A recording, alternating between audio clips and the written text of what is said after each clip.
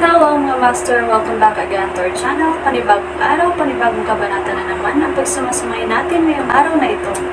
At kung bago ka sa ating channel, pag-click ang subscribe button and hit the notification bell para updated kayo sa ating mga susunod na videos. So mga master, bago natin simulan ang ating kabanata ngayong araw na ito, huwag po sana natin skip yung ads mga master no, dahil malaking bagay na po yan sa ating munting channel. So simulan na natin kabanata ngayong araw na ito. Let's go! Kabanata 2381-2405. Kabanata 2381 pagkatapos ay tinalo ni James ang sagisag ng langit na landas, isang makulay na banal na ilaw na nagmula sa kalangitan at binuksan siya, agad na nagpapagaling sa kanyang mga pinsala. Sa sandaling iyon, nahulog si James sa isang mahiwagang estado. Ang kanyang tunay na kakanyahan at pisikal na katawan ay dumaan sa isang ebolusyon. Ang eksena ay tumagal ng 10 minuto. 10 minuto ang lumipas, ang banal na ilaw ay nawala. Tumayo si James mula sa lupa at tiningnan ang nakapalibot na mga lugar ng pagkasira. Pagkatapos, huminga siya ng malalim. Nakakatakot ang selyo ng Elysian. Halos namatay na ako, panipi. Ang kanyang pagtatangka na masira ay hindi kapani-pani walang mapanganib. Sa kabutihang palad, nakuha niya ito at matagumpay na pumasok sa ika-6 na hagdanan ng Immortal Ascension. Gayunpaman, ang kanyang tunay na lakas ay maihahambing sa mga NASA. Immortal Ascension's 9th Stair. Bukod dito, ang kanyang pisikal na lakas ay nasa Immortal Ascension's 9th Stair. Sa pinagsama ng dalawa, maaari niyang talunin ang isang powerhouse sa unang yugto ng Mage Rango kahit na hindi gumagamit ng hindi kanais-nais na pag-akyat at kapangyarihan ng Dragon Bone. Huff! Huminga ulit si James. Pagkatapos, napansin niya ang mga hayop na nakapaligid sa kanya. Umalis siya sa lugar, nakahanap ng isang nasirang rehiyon, at pumasok sa paninirahan sa Celestial. Kasabay nito, sa Mount Bane, nakaupo si Yuvan sa headset ng pangunahing bulwagan ng sekta at malalim. Sa pag-iisip, sa panahong ito, binibigyang pansin niya si James at alam ang tungkol sa kanyang dalawang magkakasunod na mga pambihirang tagumpay. Si James ay talagang may kamangha-manghang talento, bulong ni Yuvan. Si Yuvan ay napakalinaw tungkol sa kasalukuyang sitwasyon. Mahirap para sa mga tao na gumawa ng mga breakthrough sa kanilang paglilinang. Gayunpaman, gumawa si James ng dalawang magkakasunod na mga breakthrough sa loob lamang ng kalahating buwan. Si James ay walang limitasyong potensyal. Kaya, kumbinsido siya na si James ay may ilang uri ng kayamanan sa kanya. Kung hindi man, imposible para sa kanya na magkaroon ng napakabilis na pagpapabuti. Si James ay naging napakalakas pagkatapos mawala sa isang maikling panahon. Hindi ko na siya hayaang magpatuloy na lumaki pa. Kung hindi, tiyak na siya ay magiging isang banta sa hinaharap. Gayunpaman, magkakaroon siya ng tugma kay Lucifer. Kung kukunin ko siya ngayon, tatayo ako sa paraan ni Lucifer. Panipi. Si Yuvan ay may solemn na ekspresyon. Hindi niya kayang masaktan si Lucifer. Kung hindi man, mamamatay siya ng isang kakilakilabot na kamatayan. Ano ang dapat kong gawin? Si Yuvan ay nahulog sa pag-iisip. Ang pisikal na katawan at kayamanan ni James ay napakapambihirang. Kailangan kong makuha ang mga ito. Tiyak na gagawa ako ng patuloy na mga breakthrough at maging isang walang kapantay na powerhouse ng mga tao kung makukuha ko silang lahat. Kudlit. Sinimulan ni Yuvan na magplano upang sakupin ang mga kayamanan ni James. Sa sandaling iyon, bumalik na si James sa Celestial na tirahan.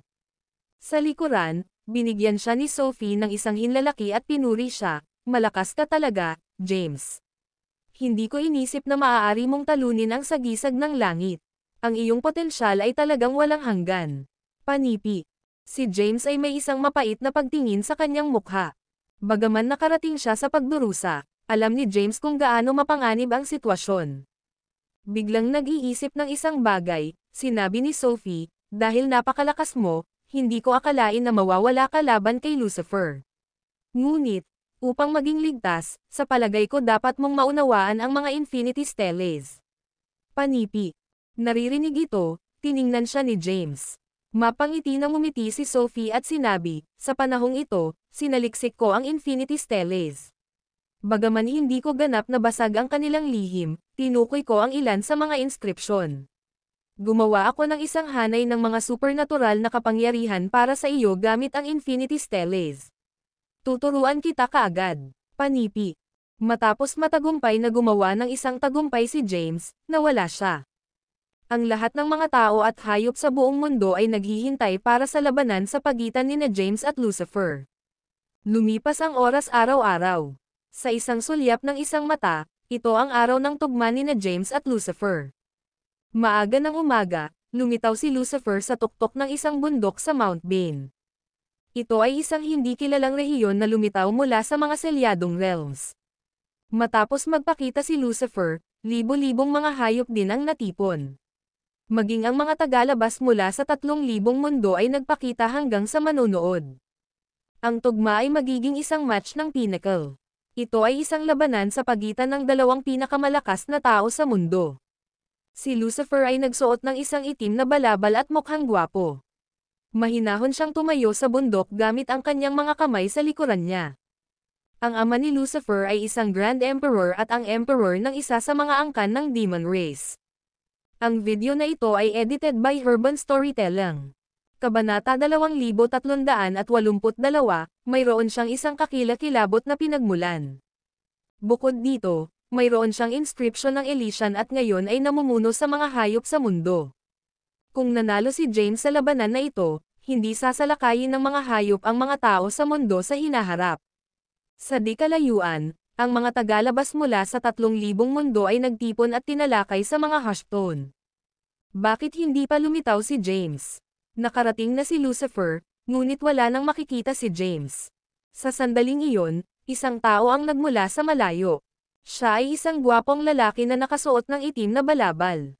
Kalmado siyang lumakad sa hangin at huminto sa bundok kung nasaan si Lucifer.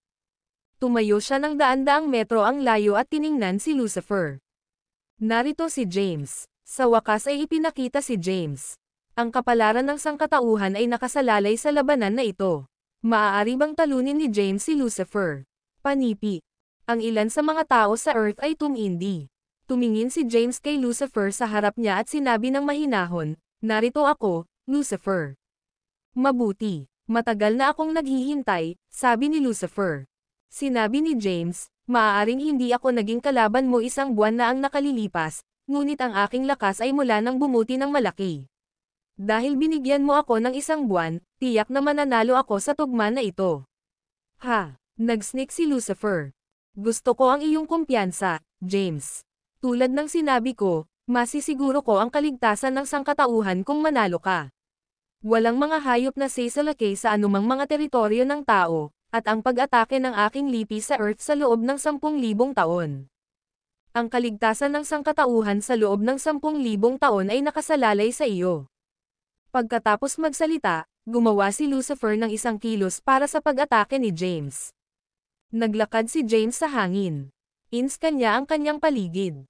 Maraming tao ang nagtipon sa malayo.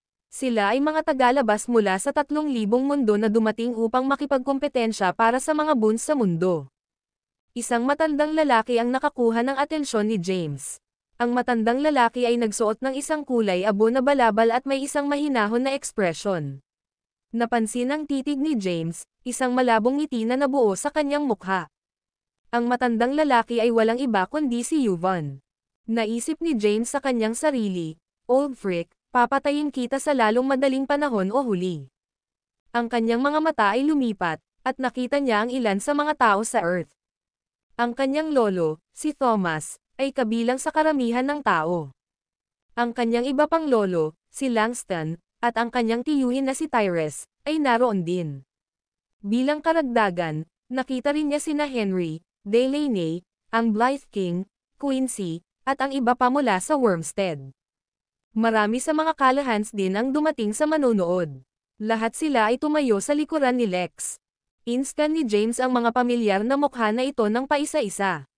Lahat sila ay may mabibigat na ekspresyon, maliwanag na nag-aalala tungkol sa kanyang kaligtasan. Pagkatapos, nakita niya si Marcelo. Maging sina Harold at Quintina mula sa sinaunang kaharian ay nagpakita.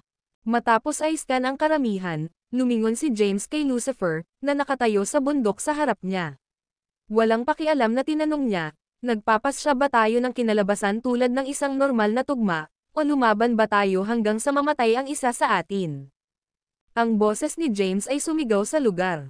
Kahit na si James ay gumawa ng magkakasunod na mga breakthrough at natutunan ng maraming mga supernatural na kapangyarihan na may kaugnayan sa Infinity Steles, hindi siya talagang tiwala sa pagtalo kay Lucifer, na may isang malakas na pinagmulan. Tumunog ang boses ni Lucifer. Kung nais kong patayin ka, matagal ko na ang nakalipas. Dagdag pa, paano kita makakasali sa aking angkan kung papatayin kita? Panipi. Sige. Tumanggo si James at naintindihan ang mga hangarin ni Lucifer. Hindi balak ni Lucifer na patayin siya. Sa halip, ang layunin niya ay upang sumali si James na sumali sa angkan ng hadoan. Ang balabal ni James ay nagsimulang mag-flutter sa hangin, at isang nakasisindak na enerhiya ang sumabog mula sa kanyang katawan.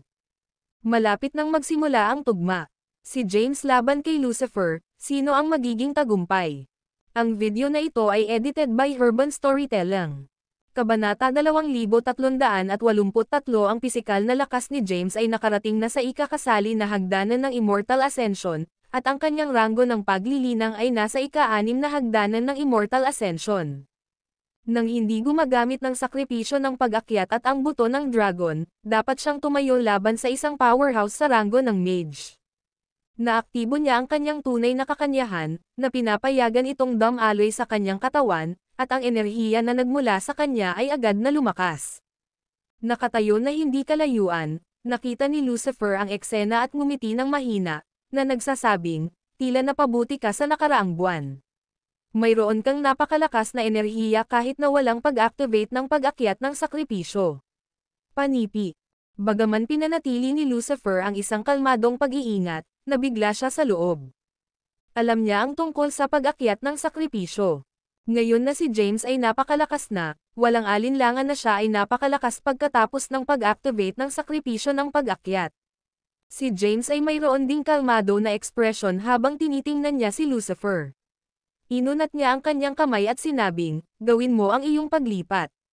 Tumawa si Lucifer at sumagot, sige. Magkaroon ng isang mahusay na tugma ngayon. Panipi. Matapos siyang magsalita, isang napakalakas na enerhiya ang sumabog mula sa kanyang katawan. Ang kanyang mapanirang enerhiya ay nagdulot ng mga bitek na bumubuo sa bundok sa ilalim niya. Hindi makatiis ang pressure na nagmula sa kanya, agad na nawala ang bundok. Boom! Ang bundok ay gumuho na parang nasaktan ng isang mapanirang puwersa. Ang kanyang enerhiya ay sobrang domineering bago pa man siya gumawa ng isang paglipat. Kung sasalakayin siya, sino ang makakasama sa gayong agresibong puwersa?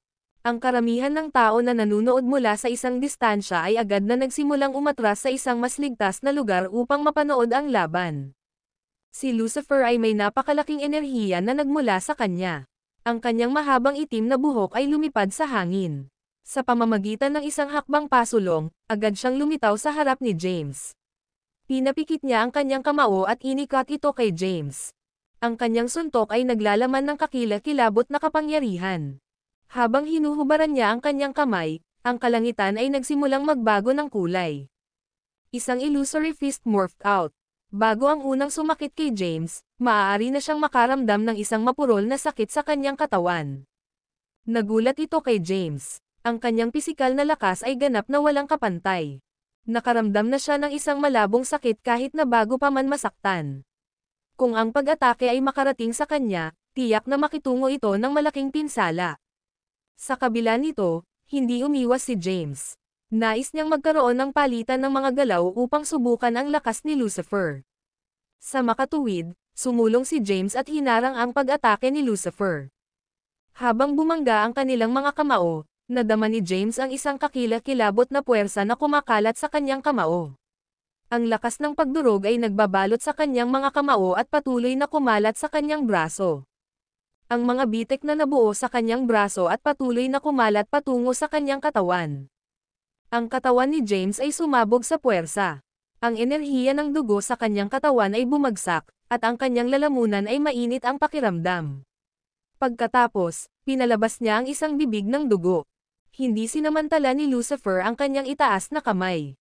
Sa halip, Tumayo siya sa lugar at tiningnan si James, na ipinadala na lumilipad sa hangin. Sa pamamagitan ng isang mahinahon na ekspresyon, sinabi niya, kung lalaban mo ako sa estado na ito, hindi ka magiging tugma para sa akin, si James. Dahil natutunan mo ang hindi ka nais-nais na pag-akyat, sige at gamitin ito. Ipakita sa akin kung gaano kalakas ang lagda ng primordial na lahi ng martial art. Panipi.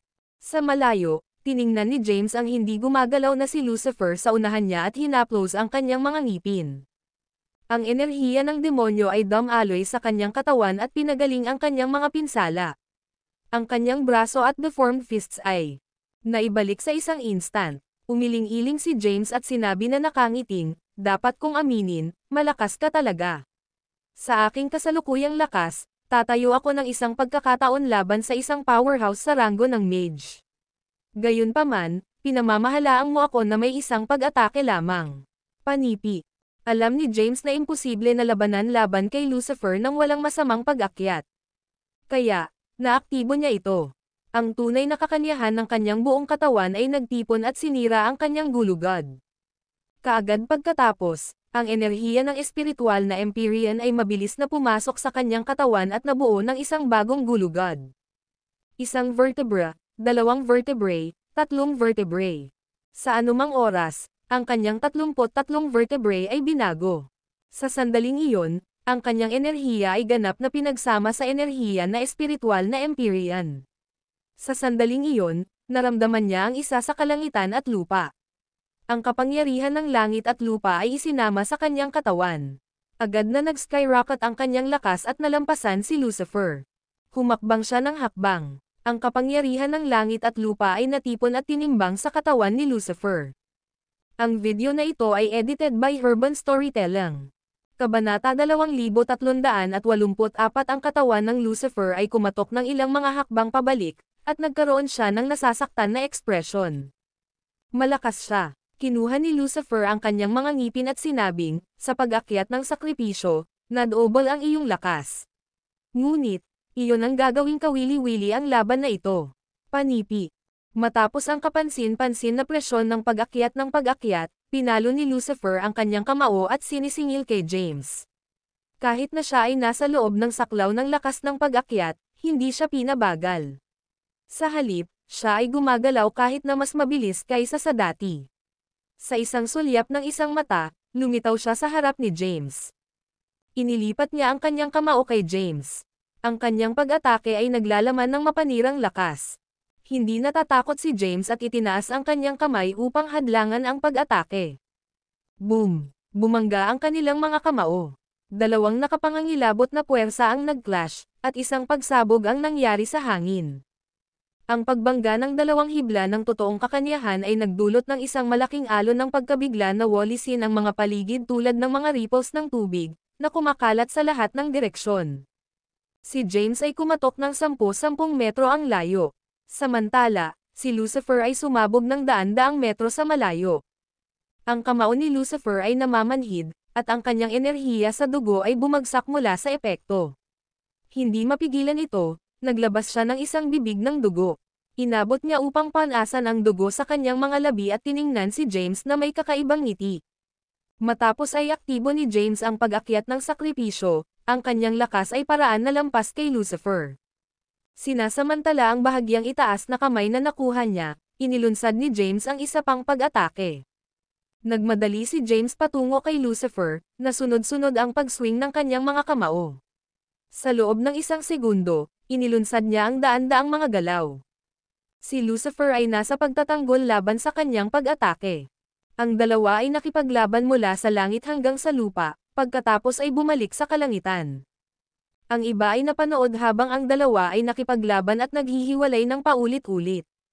Walang magarbong gumagalaw. Ito ay isang labanan ng dalisay na lakas.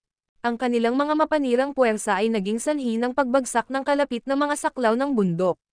Ang mga magsasaka na nakalagay sa malayo ay kailangang patuloy na umatras ng malayo. Ang dalawa ay nagpalitan ng halos libo-libong mga galaw.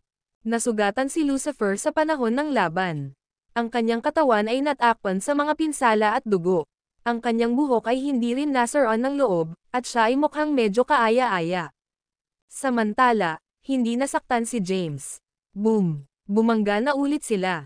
Si Lucifer ay sumabog, at ang kanyang katawan ay bumagsak mula sa kalangitan, na bumagsak sa mga lugar ng pagkasira.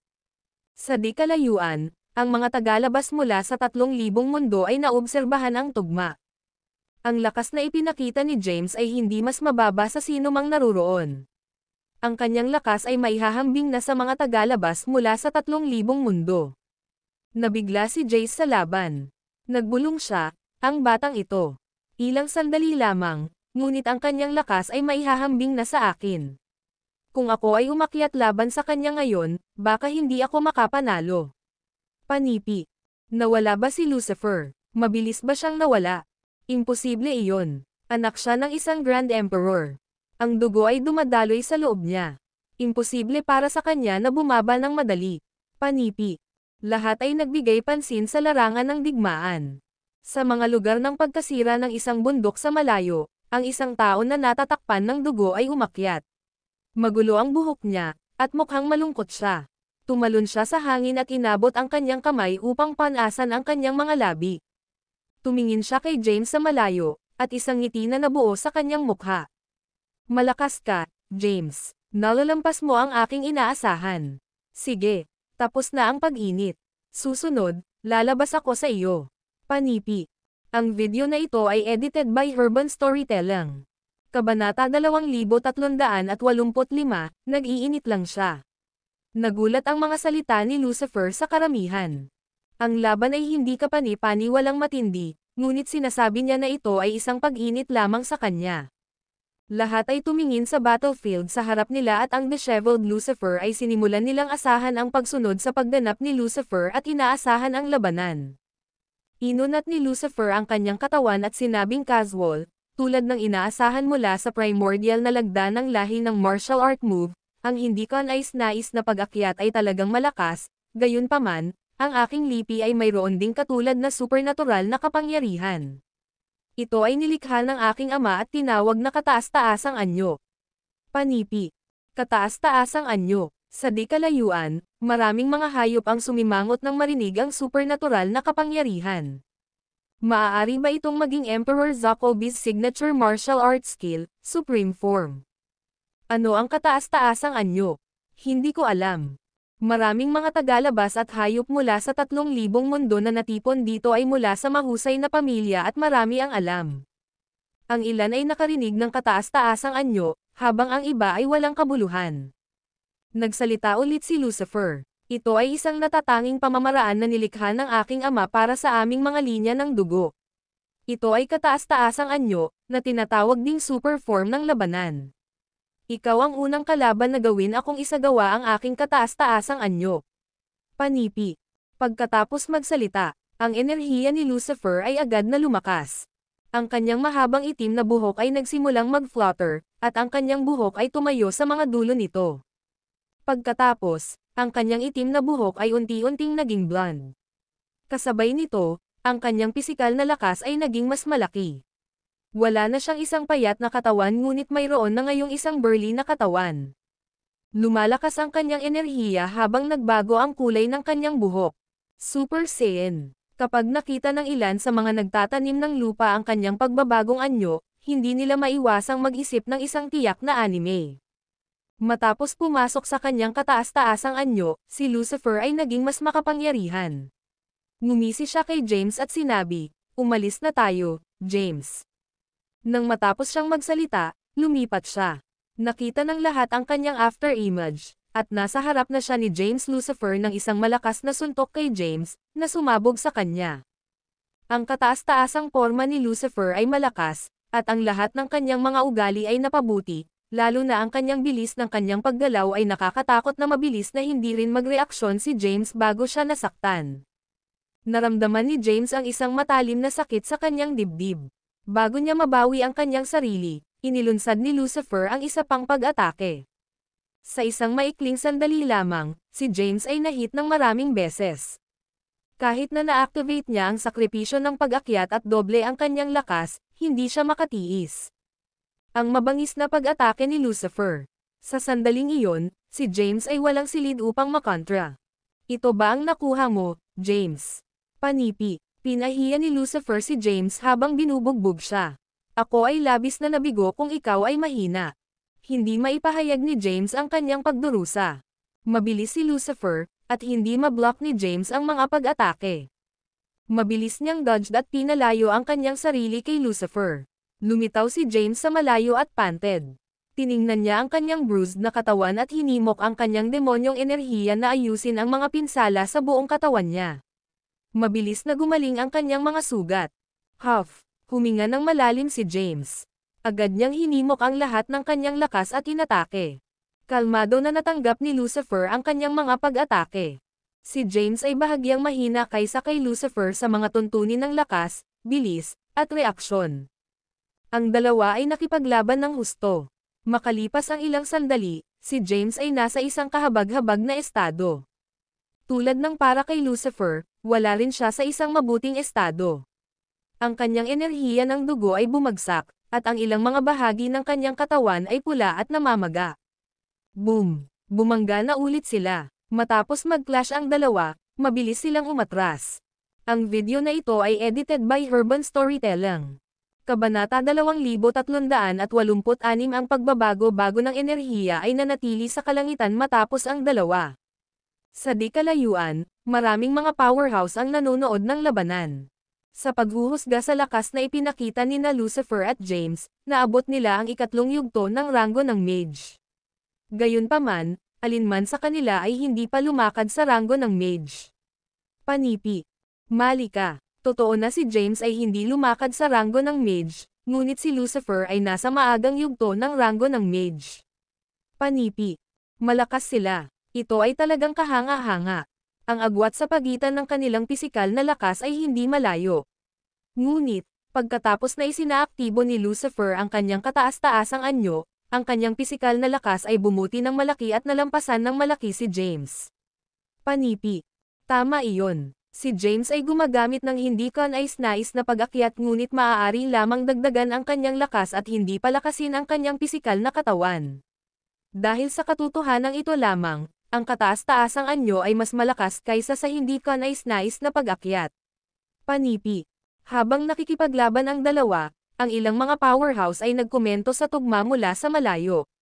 Kasabay nito, sinukat din nila kung maaari nilang talunin ang alinman sa kanila. Sa larangan ng digmaan, nagpatuloy ang matinding tugma. Ang dalawa ay nakipaglaban mula sa lupa papunta sa kalangitan at bumalik sa lupa muli. Ang kanilang mga paggalaw ay hindi kapani-paniwalang mabilis. Bukod sa mga powerhouse, ang iba pang mga manunood ay hindi maaaring makita ang mga ito ng malinaw. Nagpalitan sila ng halos libo-libong mga galaw. Wala sa kanila ang nagbigay ng pagkakataon sa kanilang kalaban na huminga. Matapos makipaglaban ng ilang sandali, ginamit ni James ang karamihan sa kanyang tunay na kakanyahan. Mabilis niyang pinalayo ang kanyang sarili at panted. Umatras din si Lucifer sa malayo at panted habang nakatingin kay James. Isang malabong ngiti na nabuo sa kanyang mukha. Magaling ka, James. Magkaroon ng isa pang pag-ikot. Panipi. Sa sinabi nito, kinuha niya ang inisyatibo upang maglunsad ng isang pag-atake. Gusto mo pa ring pumunta muli. Malakas na isinumpa ni James. Mabilis na dodged si James. Bigla, sumabog ang itim na ambon mula sa kanyang katawan at nagtipon upang makabuo ng isang itim na lotus. Ang Black Lotus ay lumitaw sa harap niya at may kakaiba ngunit nakakatakot na aura. Sa sandaling lumapit si Lucifer, ang itim na enerhiya ay sumabog mula sa Black Lotus at mabilis na nagbago sa isang mahabang tailback na lumilitaw kay Lucifer. Si Lucifer ay gumawa ng isang backflip at tumalon ng mataas sa kalangitan. Kasabay nito, isang nakasisilaw na mahabang tailback ang lumitaw sa kanyang kamay. Ang kanyang mahabang tailback ay kumikinang at patuloy na binaril ang enerhiya ng tailback, na pinaparada ang mahabang itim na tailback na lumapit sa kanya. Ang mahabang itim na tailback ay nasira sa itim na enerhiya at napapalibutan ang katawan ni Lucifer. Haha! Tumawa si Lucifer. James, hindi ka ba medyo walang muwang? Paano mo magagamit ang demonyong lotus laban sa akin? Panipi. Matapos matuno ang pagtawa ni Lucifer, ang itim na enerhiya na nakapaligid sa kanya ay hinihigop ng kanyang katawan. Nang makita ito, sumimangot si James. Ang Demonic Lotus ay isang nakamamatay na armas. Kung ang kanyang kalaban ay ibang tao, agad silang sinipsip na tuyo at maging mga dummies. Gayunpaman, hindi ito epektibo laban kay Lucifer. Sa isang pag-iisip, binawi ni James ang demonyong Lotus. Siya chuckled at sinabi, nakalimutan ko na ikaw ay mula sa lahi ng demonyo. Bukod dito, ikaw ang anak na emperador ng demonyo. Ang demonyong Lotus ay hindi gagana sa iyo. Panipi. Tapos na, James. Lumulutang si Lucifer sa hangin na may malakas na enerhiya na nagmula sa kanyang katawan. Ang kanyang mahabang gintong buhok ay lumipad sa hangin. Kung ang lahat ng mga trump card na mayroon ka, ako ang nagwagi sa larong ito. Hindi ko ito sasabihin. Napangiti si James ng mahina. Itinaas niya ang kanyang mga kamay, at dalawang magkakaibang lakas na nabuo sa kanyang mga palad. Ang dalawang hibla ng tunay na enerhiya ay nag-fuse at nabuo ng isang bagong puwersa. Ang mga powerhouse sa malayo ay nabigla habang naramdaman nila ang puwersa. Kung ano ang nakakatakot na puwersa? Anong uri ng supernatural na kapangyarihan ito? Namatay ang hari ng elepante matapos na masaktan ng pamamaraang ito. Pinakawalan ni James ang pagkawasak ng kosmiko. Ito ang galaw na ginamit niya upang patayin ang Elephant King. Ito ba ang iyong huling paglipat? Nahaharap sa pangwakas na paglipat ni James, nanatiling kalmado si Lucifer. Siya ay ngumiti ng gaanong at sinabing, sige, makatiis ako sa hakbang na ito upang sa wakas maaari mong aminin ang pagkatalo. Ang video na ito ay edited by Herban Storytelling. Kabanata 2387 na panood ng Lucifer ang laban ni James bago at alam ang kapangyarihan ng pagkawasak ng kosmiko. Gayunpaman, hindi siya natatakot at tiwala sa pag-atake ni James. Mula sa nalalaman niya, ang panghuli na paglipat ni James ay ang pagkawasak ng kosmiko. Sa ilalim ng maraming mga maingat na titig, lumitaw ang itim na enerhiya mula sa katawan ni Lucifer. Mabilis silang nagtipon at naging materialized, na nagiging isang hanay ng itim na sandata. Agad siyang nagbihis ng itim na sandata at isang itim na helmet. Sa sandaling iyon, si Lucifer ay mukhang isang emperador ng demonyo. Ano? Nagulat ang lahat. Anong uri ng supernatural na kapangyarihan iyon? Ang kanyang demonyong enerhiya ay naging nakasuot ng sandata. Nanlaki ang mga mata ng lahat habang pinapanood nila ang eksena sa pagkabigla. Bihis sa bagong sandata, tiningnan ni Lucifer si James at sinabing, gawin mo ang iyong paglipat, James. Pag-atake. Ang dalawang nakatayo ng enerhiya ni James ay nagtipon upang mabuo ang tunay na kagalingan ng Lunar at Terra at sinalakay si Lucifer na may malaking lakas. Tumayo si Lucifer sa lugar tulad ng isang hindi gumagalaw na bundok. Boom! Ang tunay na Lunar at Terra essence ay sumabog sa paligid ng katawan ni Lucifer. Ang makapangyarihang puwersa ay nagdulot ng mga ripples sa hangin, patuloy na kumakalat sa lahat ng mga direksyon at sinisira ang paligid. Makalipas ang ilang sandali, bumalik ang langit sa kalmado. Tumayo si Lucifer sa lugar, ngunit nasira ang itim na sandata sa kanyang katawan. Gayunpaman, siya ay hindi nasaktan sa pag-atake. James, sinabi ni Lucifer, dapat kong aminin, ang iyong tunay na paglipat ay talagang malakas. Ang aking demonyong sandata ay maaaring pigilan ang mga pag-atake mula sa maagang yugto ng ranggo ng kapigatian. Gayunpaman, halos masira mo ang aking sandata sa tuktok ng iyon, hindi mo pa naabot ang ranggo ng mage. Panipi. Napansin ni James si Lucifer. Ang enerhiya ni Lucifer ay matatag pa rin, at malinaw na ang pagkawasak ng kosmiko ay hindi naging sanhi ng malaking pinsala sa kanya. Sumimangot si James. Gumamit na siya ng walang kabuluhan na pag-akyat, na makabuluhang napabuti ang kanyang lakas. Bukod dito, pinapayagan ng kosmikong pagkawasak ang kanyang lakas na madagdagan ang higit pa. Gayunpaman, hindi pa rin niya nasaktan si Lucifer. Malakas si Lucifer. Wala ka na bang gumagalaw, James? Tumunog ulit ang boses ni Lucifer. Dahil wala kang naiwan, aminin ang pagkatalo at isumite sa akin. Hindi kita mawawala, panipi. Sa labas ng mga galaw. Napangiti si James ng mahina. Natapos ko na lang ang pag-init, Lucifer. Bakit mo ipinapalagay na wala ako sa mga galaw? Panipi. Tumunog ang boses ni James. Ano? Ang mga nanonood ng labanan mula sa malayo ay nagulat. Nakikibahagi sila sa isang mabangis na tugma, ngunit sinasabi niya na natapos na lang siya. Inilalagay niya ang malaking kilos. Wala nang magagawa si James kundi ang mga pahayag sa self-aggrandizing ngayon. Maraming mga powerhouse ang tumalakay sa laban. Inisip ng lahat na naubusan si James ng mga galaw at ginamit na ang lahat ng kanyang mga kasanayan sa martial art. Haha, magaan si Lucifer at sinabing, kung iyon ang kaso, magpatuloy tayo. Gusto kong makita kung ano pa ang naiwan mo. Panipi. Sa sandaling iyon, isinaaktibo ni James ang kapangyarihan ng Dragon Bone. Kaagad, ang buto ng dragon ay nadulas ng isang gintong ilaw. Ang mga inscription sa loob ng buto ng dragon ay pinasigla, at isang malakas na puwersa ang pinakawalan. Ang enerhiya ay sumulong sa pamamagitan ng mga paa at buto ni James, na pinapayagan ang kanyang lakas na muling magtaas. Ano? Ang enerhiya ni James ay lumakas muli. Ang kanyang kasalukuyang enerhiya ay naramdaman na tungkol sa ikatlong yugto ng Mage Rango. Ang kanyang enerhiya ay halos sa huling yugto ng ikatlong yugto ng Mage Rango. Ang video na ito ay edited by Urban Storytelling. Kabanata 2388, ilan pa ang mga card ng Trump? Nagtatago si James. Panipi. Habang tumaas ang enerhiya ni James, ang lahat ng mga manonood ay natigilan.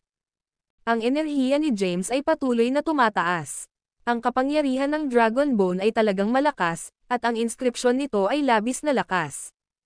Kahit na hindi ito naiintindihan ni James, nakakuha pa rin siya ng maraming lakas mula sa kanila. Sa sandaling iyon, biglang naging maulap ang langit. Ang kidlat ay tinusok sa mga itim na ulap. Panipi. Ang tinig ni Sophie ay nagmula sa loob ng celestial na tirahan.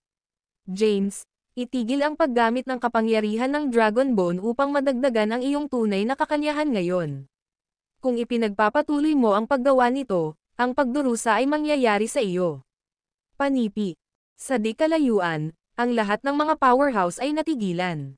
Nakakatakot ang kanyang enerhiya. Malapit na ba siyang maabot ang ranggo ng pagdurusa? Panipi. Ito ay dapat mula nang lumitaw ang pagdurusa ng kidlat. Nakakakita ng mga itim na ulap sa kalangitan, maraming mga powerhouse ang nagulat ng mga ekspresyon. Maging ang ekspresyon ni Lucifer ay naging solemna. Bigla, isang mapaglarong ngiti ang lumitaw sa kanyang mukha. James, talagang underestimated kita. Bagaman naabot mo lamang ang ika-6 na hagdanan ng Immortal Ascension, maaari mong itaas ang iyong enerhiya sa ranggo ng Mage. Sok, ikaw ay talagang kahanga-hanga. Panipi. Binigyan ni Lucifer si James ng isang hinlalaki. Wala pa siyang hinahangaan. Sa sandaling iyon, talagang humanga siya kay James.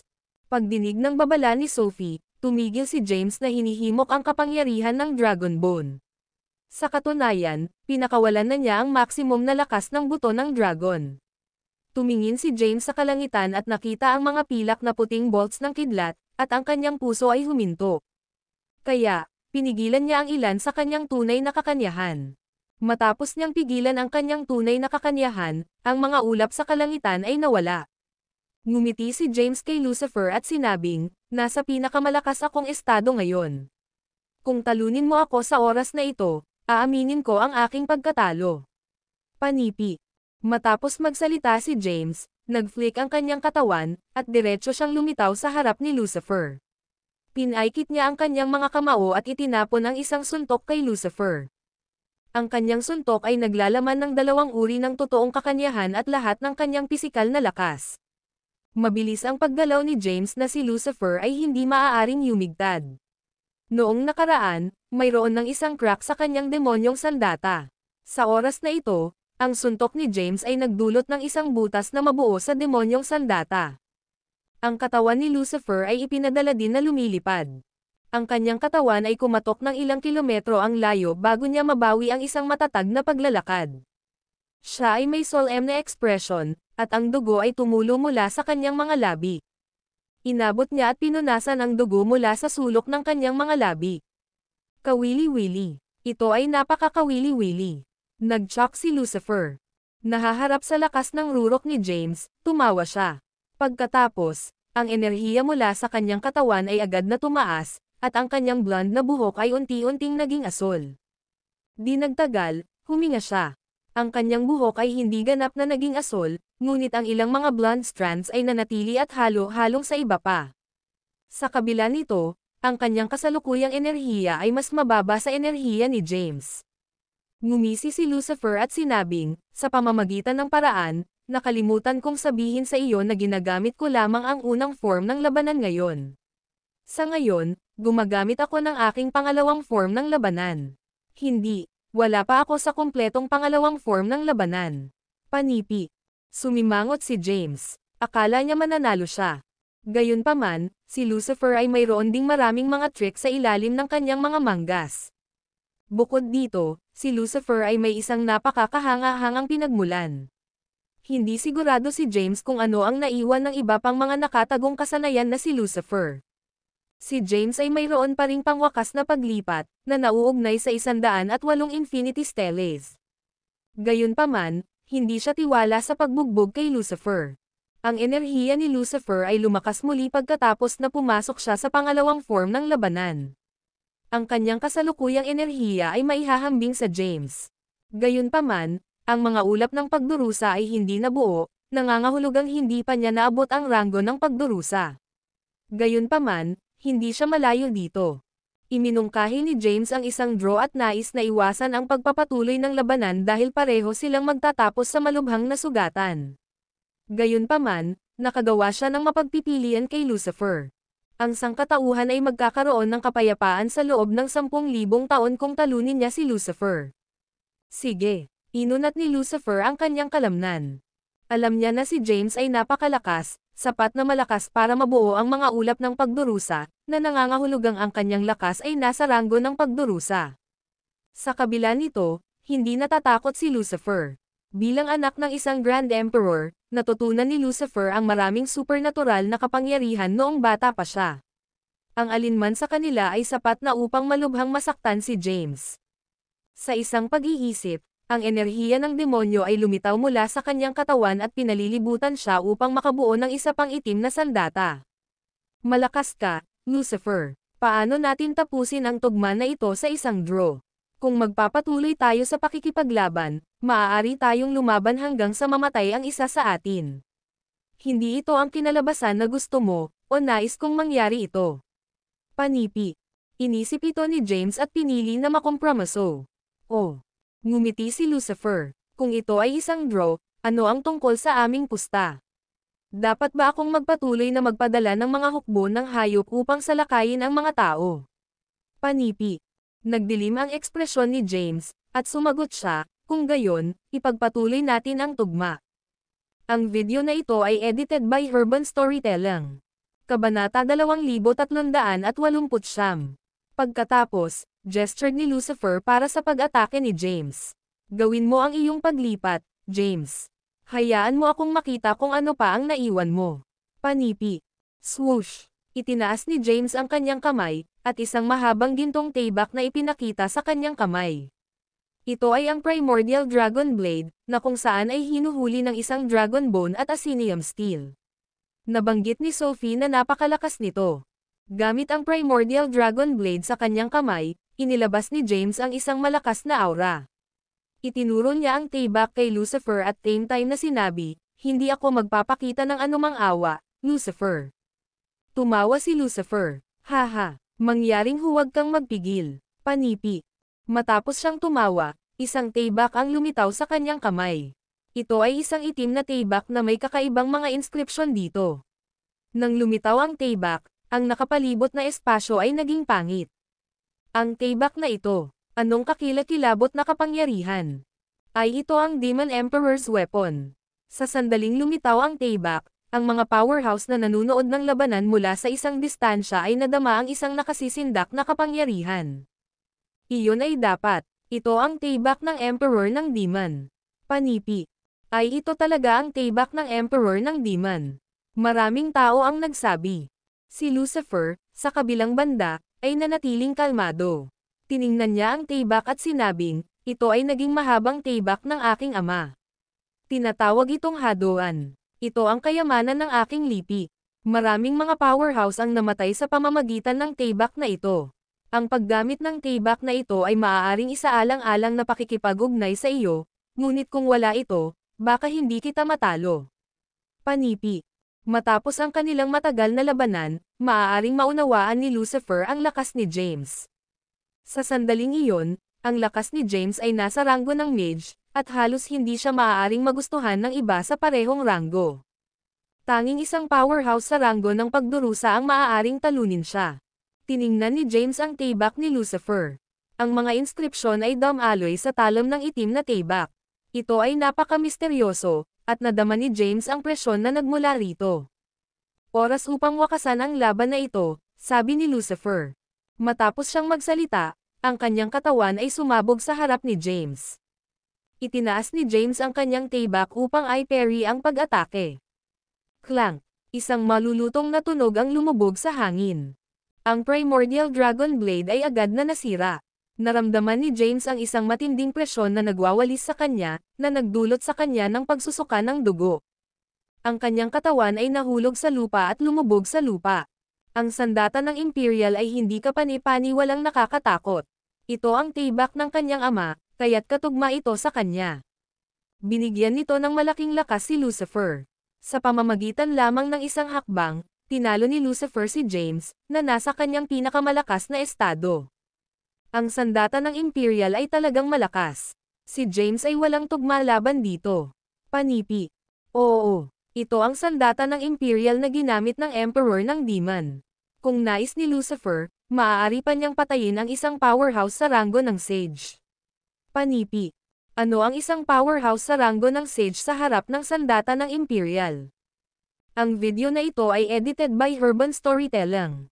Kabanata 2370. Maraming tao ang nabigla at nasasaktan ng sandata ng Imperial. Ang katawan ni James ay lumubog sa lupa. Agad niyang pinalipat ang kanyang tunay na enerhiya, lumipad, at matatag na lumapag sa lupa. Tiningnan niya ang Primordial Dragon Blade, kinuha ito, at inilagay ito sa celestial na tirahan. Amin ang pagkatalo, James. Ang boses ni Lucifer ay tumalsik. Gamit ang sandata ng Imperial, maaari ko ring patayin ang isang powerhouse sa ranggo ng Sage. Kung nagsusumite ka sa akin, magkakaroon ka ng akses sa mahusay na mga bun at umakyat sa tuktok, maging isa sa pinakamalakas na tao. Panipi. Hinawakan ni Lucifer ang kanyang mahabang itim na taybak na may kalmadong ekspresyon. Sumimangot si James. Aminin ang pagkatalo. Imposible. Kung inamin niya ang pagkatalo, ang mga tao sa mundo ay mapapahamak. Ang Earth ay magiging teritoryo ng hayop, at ang mga tao ay maaalipin. Ito ay isang bagay na talagang tumanggi siyang makita ang mangyayari. Ang sandata ng Imperial ay maaaring pumatay ng isang powerhouse sa ranggo ng Sage, ngunit hindi ito papatayin. Tiningnan ni James si Lucifer sa harap niya at dahan-daang sinabi, ayaw kong gamitin ang aking huling trump card, ngunit wala akong pagpipilian kundi gawin ito ngayon.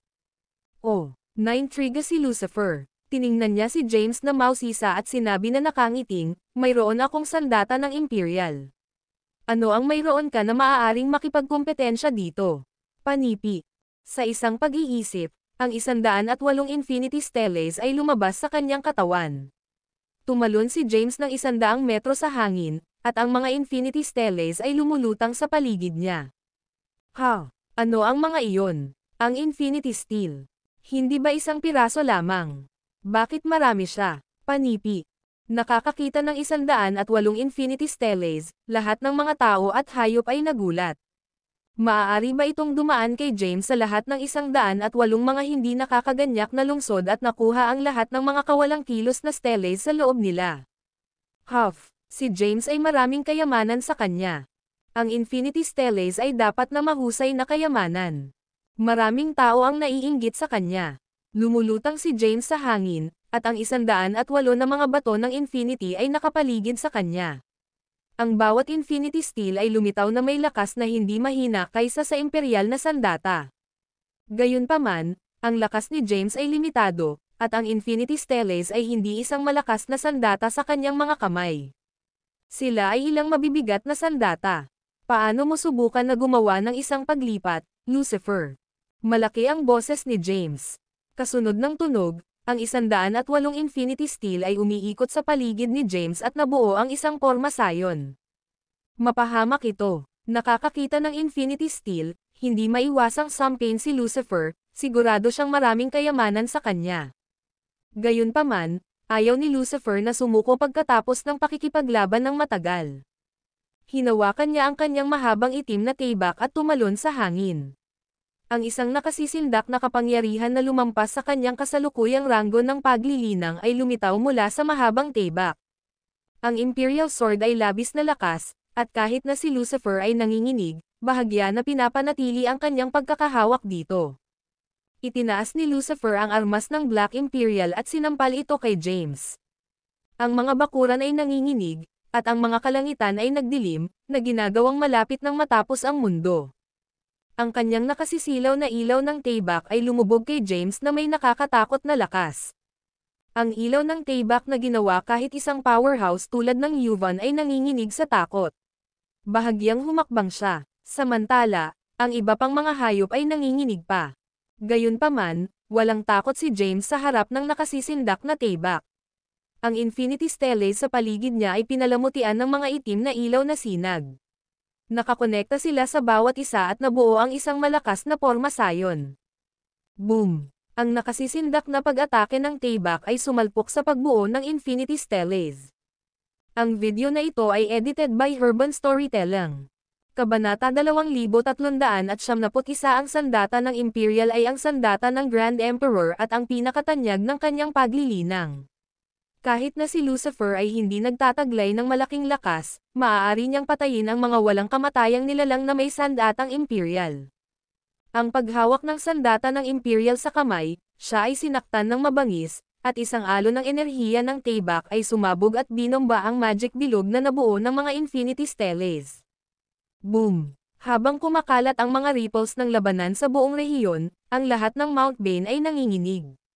Kahit na ang mga nakatayo sa malayo ay nakaramdam ng isang kakilakilabot na kapangyarihan at umatras sa likuran. Habang nag-spawn ang Infinity Steel, ang malakas na pag-atake ng sandata ng Imperial ay na-deflect. Gayunpaman, ang malakas na enerhiya ay tumulo sa pamamagitan ng magic bilog at sinaktan si James. Nasugatan, nagsusuka siya ng isang bibig ng dugo.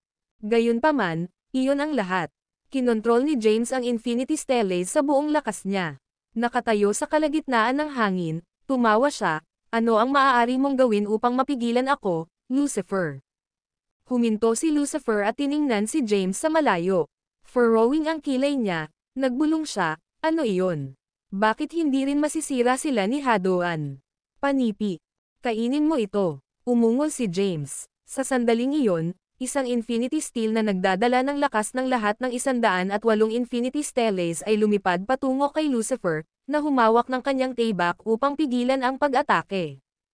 Gayunpaman, hindi niya kayang pigilan ang labis na lakas at dinurog ng bigat. Ang demonyong sandata sa kanyang katawan ay agad na kumalas habang siya ay bumagsak mula sa kalangitan at bumagsak ng labis sa tumpok ng basurahan sa ibaba. Pagkalipas ng ilang segundo, swoosh! Isang itim na ilaw ang umusbong sa kalangitan. Sa pamamagitan ng disheveled hair, hinawakan ni Lucifer si Hadoan sa kanyang kamay. Nagdala ito sa kanya ng hindi mababago na kapangyarihan.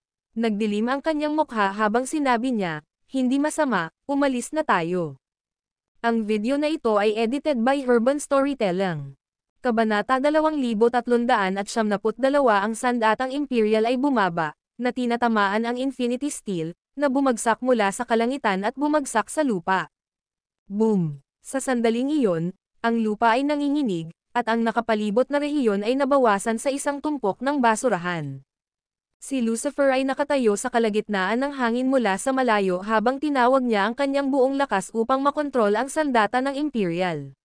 Gayunpaman, ang pagkatalyzing ng sandata ng Imperial ay malubhang naubos ang kanyang enerhiya. Sa sandaling iyon, isang ugat ang lumitaw sa kanyang mukha habang ang pawis ay bumagsak sa kanyang noo. Break! Umungol si Lucifer. Sa pamamagitan ng isang alon ng kanyang kamay, ang malaking tibak ay nagmula sa kalangitan. Sa oras na ito, dalawang Infinity Stellaes ang lumipad patungo sa tibak at hinarang ang pag-atake. Gayunpaman, sila ay kumatok muli. Sa oras na ito, ang mga pinsala ni James ay pinalala, at ang kanyang tunay na kakanyahan ay halos ganap na maubos. Nawala niya ang lahat ng kontrol sa mga Infinity Stellaes, at nawala ang Magic Circle. Bumagsak si James mula sa kalangitan at bumagsak ng labis sa tumpok ng basurahan sa ibaba. Pagkatapos, ang Infinity Stellace ay nagbago sa isang flicker at pumasok sa kanyang katawan. Nakahiga sa lupa, huminga si James. Hindi rin siya maaaring magsagawa ng isang solong onsa ng lakas. Pareho si Lucifer. Matapos pilitin ang pagkatalyzing ng sandata ng Imperial at tinawag ang buong lakas ng Hadoan upang sirain ang magic bilog, siya ay ganap na naubos.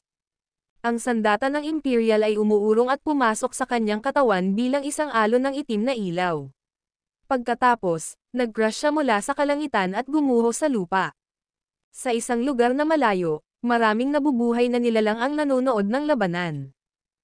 Tuwon. Matapos makita ang pagbagsak ni na James at Lucifer sa lupa, wala silang ideya kung ano ang nangyayari. Gayunpaman, hindi sila naglakas loob na lumapit sa dalawa dahil sa takot sa pagkamatay ng kanilang mga armas. Ang katahimikan ay nahulog sa larangan ng digmaan. Hindi makatayo si James kahit gaano kahirap ang sinubukan niya. Sa sandaling iyon, ang kanyang tunay na kakanyahan ay ganap na maubos, at kakaunti lamang ang mga thread ng demonyong enerhiya na kumalat sa buong katawan niya, na nagpapasaya sa kanyang mga pinsala. Gayunpaman, batay sa kasalukuyang bilis, kakailanganin niya ng mahabang panahon upang pagalingin. Hindi ako maaaring mawala. Alam niyang hindi siya maaaring mawala. Sa lahat ng kanyang lakas, tumayo siya. Nanalo ako. Nanalo ako. Mahina ang boses niya. Sa sandaling iyon, 1,000 metro ang layo, tumayo rin si Lucifer. Ang kanyang buhok ay hindi nasaktan, ang kanyang katawan ay natakpan ng dugo, at siya ay nasa isang masamang estado. Nakatitig kay James, lumakad siya papunta sa kanya ng hakbang-hakbang. Ang pagtitiis ng sakit sa kanyang katawan, pareho rin si James. Di nagtagal, 10 metro lamang sila. Habang nakatagpo ang kanilang mga titig, sinabi ni Lucifer, "Maaari ka pa bang lumaban, James?" Tiningnan siya ni James habang pinupunasan niya ang dugo sa kanyang mga labi, na nagsasabing, "Hanggat hindi ka natalo, kukunin ko na." Sa sandaling iyon, ang pag-akyat ng pag-akyat ay hindi na mapapanatili. Sa loob lamang ng ilang minuto, ang pag-akyat ng pag-akyat ay mawawala, at malubhang hangin na siya. Kung mangyari iyon, siya ay matalo. Sa makatuwid, kailangan niyang talunin si Lucifer sa isang maikling panahon. Pilit niyang pinapagana ang mga buto ng dragon at sinubukan na ipatawag ang kanilang lakas. Gayunpaman, ang kanyang mga pinsala ay masyadong malubha, hindi sa banggitin na ang kanyang tunay na enerhiya ay halos ganap na maubos. Sa napakaliit na tunay na enerhiya, hindi niya mapuko ang mga buto ng dragon. Ang ekspresyon ni Lucifer ay mabangis. Pagkatapos, bigla, sisingilan siya kay James at sinampal ang kanyang kamao laban kay James, na pinadalhan siyang lumilipad. Malakas na gumuho si James sa lupa. Nanalo ako. Si Lucifer ay nakasuot ng smug na hitsura sa kanyang mukha. Nanalo ako. Umungol siya. Gayunpaman, habang ang kanyang tinig ay napakaganda, ang kanyang mga pinsala ay pinalubha, at siya ay naglabas ng isang bibig ng dugo. Sa sandaling iyon, sumulpot si James sa kanyang mga paa. Tahimik siyang nagtitipon ng kanyang lakas sa paghahanap ng isang window ng pagkakataon. Sinisingil niya kay Lucifer sa pambihirang bilis at hinampas ang kanyang likuran sa lahat ng natitirang lakas niya. Si Lucifer ay ipinadala na lumilipad, at gumuho siya sa lupa, hindi gumagalaw. Ang video na ito ay edited by Urban Storytelling. Kabanata 2373 si James ay nag-ambush. Lihim siyang nagtitipon ng lakas upang harapin ang kamatayan na pumutok sa sandaling ibinaba ni Lucifer ang kanyang bantay. Pagkatapos ng pag-atake, gumuho si James. Hindi na makahawak sa hindi kanais-nais na pag-akyat, ang kanyang gulugad na nabuo gamit ang Empyrean na espiritual na enerhiya ay nawala. Kung wala ang suporta ng kanyang gulugad, hindi man tumayo si James. Gayunpaman, hindi siya maaaring bumagsak. Ang pagbagsak ngayon ay nangangahulugang nawala siya sa labanan, o pinakamahusay na nakipaglaban sa isang draw. Sinubukan niyang gamulong. Gayunpaman, habang ang kanyang gulugad ay nasira, hindi sa banggitin na ang kanyang mga pinsala ay malubha, nakaramdam siya ng sobrang sakit sa buong katawan niya sa sandaling lumipat siya. Kahit na matagal na niyang nilinang ang kanyang pisikal na katawan, hindi niya matiis ang sakit. Kaya, humiga siya sa lupa at nagpahinga. Ang enerhiya ng demonyo sa loob ng kanyang katawan ay hindi pa maubos. Ang mga thread ng demonyong enerhiya ay dahan-daang pinasigla ang kanyang mga pinsala. Gayunpaman, ang enerhiya ng demonyo ay mahirap makuha. Ito ay tulad ng isang patak sa karagatan. Hindi ito ginamit. Nakahiga siya sa tumpok ng basurahan at hininga para sa paghinga. Pareho si Lucifer. Matapos mapilitan ang pagkatalizing ng sandata ng Imperial at pagtawag ng buong lakas nito, hindi sa banggitin na nasugatan ng Infinity Stellace at sinunggaban ni James, siya ay nasa kanyang limitasyon. Ang dalawa ay nakahiga lamang sa lupa, hindi gumagalaw. Nang makita na namatay ang labanan, ang mga nabubuhay na nilalang na nagmamasid sa labanan ay nagpatawag ng kanilang katapangan at dahan-daang lumapit sa larangan ng digmaan. Matapos lumapit sa tumpok ng basurahan, napagtanto nila na pareho sina James at Lucifer ay nakahiga sa lupa na hindi gumagalaw. Master, ang ilang mga hayop ay lumapit kay Lucifer at sinubukan na tulungan siya. Nawala, umungol si Lucifer. Gayunpaman, habang siya ay nasa isang mahina na estado, mahina ang kanyang tinig. Nakikita ito, ang mga hayop ay naka-back off. Tumayo, sinabi ni Lucifer, paano ako maaaring talunin ng mga gusto niya? Sumandal siya sa isang bato habang nakatayo siya. Gayunpaman, sa sandaling tumayo siya, gumuho siya sa lupa muli. Kahit na nais ng mga hayop na tulungan siya, hindi sila naglakas loob na gawin ito. Matapos ang ilang minuto, sa wakas ay pinamamahalaang tumayo si Lucifer. Nakatitig sa malayo, napansin niya na si James ay nakahiga sa lupa kasama ang isang pangkat ng mga taong nakapaligid sa kanya. Gayunpaman, walang tumulong sa kanya. Nawala ka, James.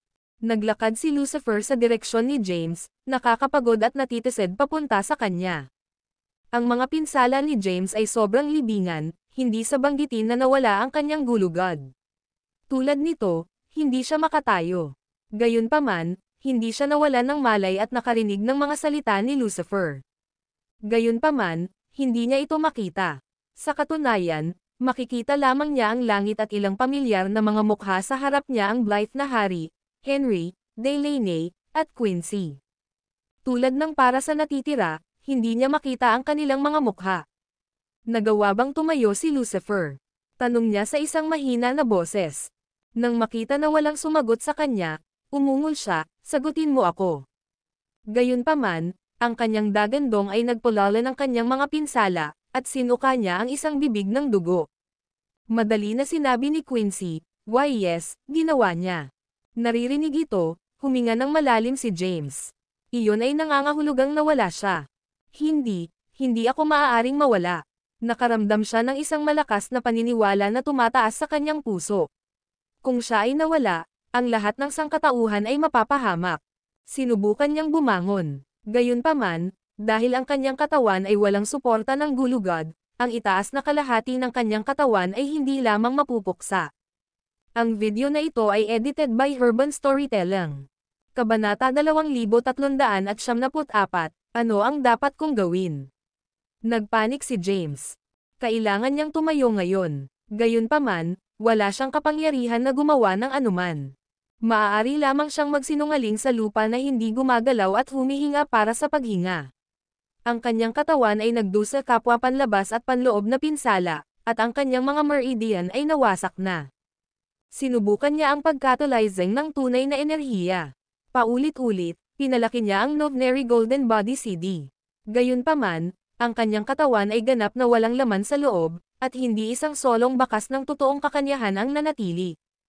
Pagkatapos, isang thread ng enerhiya ng demonyo na materyal sa kanyang katawan. Pagkuha ng window ng pagkakataon, pinalaki niya ang Novnary Golden Body CD at pilit na hinihigop ang enerhiya ng demonyo, binabago ang mga ito sa tunay na enerhiya. Samantala, si Lucifer ay naglalakad patungo kay James ng isang hakbang ng paisa-isa. Sa bawat hakbang na kanyang kinuha, siya ay nag-staggered. Gayunpaman, hindi siya bumagsak sa lupa. Hindi alintana, tumagal siya ng 10 minuto upang maglakad ng isang maikling distansya. 10 minuto ang lumipas, dumating siya ng 2 metro ang layo kay James. Sa pagtingin kay James na ang buhay ay nakabitin sa pamamagitan ng isang thread at kung sino ang nasa isang masamang estado, Isang smug ngiti ang sumiksik sa mukha ni Lucifer habang sinabi niya, "Nawala ka, James." Naririnig ang tinig ni Lucifer, nabalisa si James. Sa sandaling iyon, nagtipon lamang siya ng isang maliit na tunay na kakanyahan. Dahil sa desperasyon, pinalaki niya kung ano ang totoong kakanyahan na maaari niyang tipunin at itapon ang mga ito patungo sa mga buto ng dragon.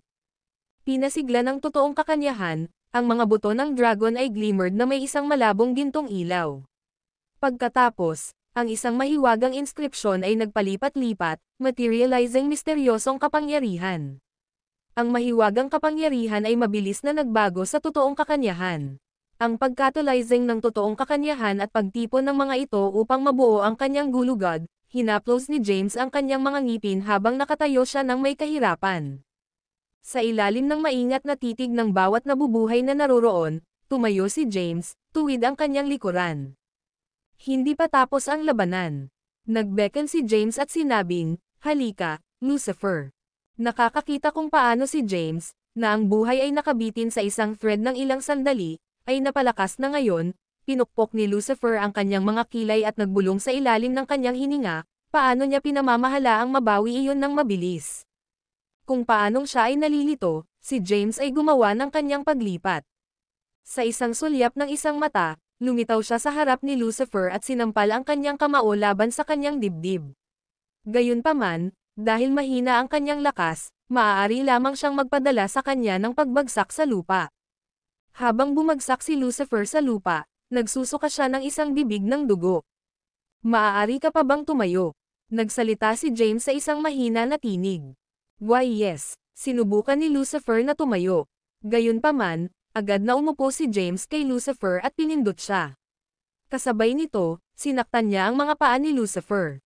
Kahit na ang kanyang tunay na kakanyahan ay wala na at kung ano ang natitira ay naging materialized sa kanyang gulugod, ang kanyang pisikal na lakas ay labis pa rin.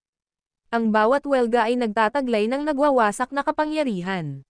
Sa makatuwid, ang mga binti ni Lucifer ay nasira, at siya ay binugbog sa isang pool. "Arg, James, ikaw, panipi." Kahit na si Lucifer ay hindi makatiis sa nakakasakit na sakit. Samantala, ang lahat sa paligid nila ay may kanilang mga bibig agape.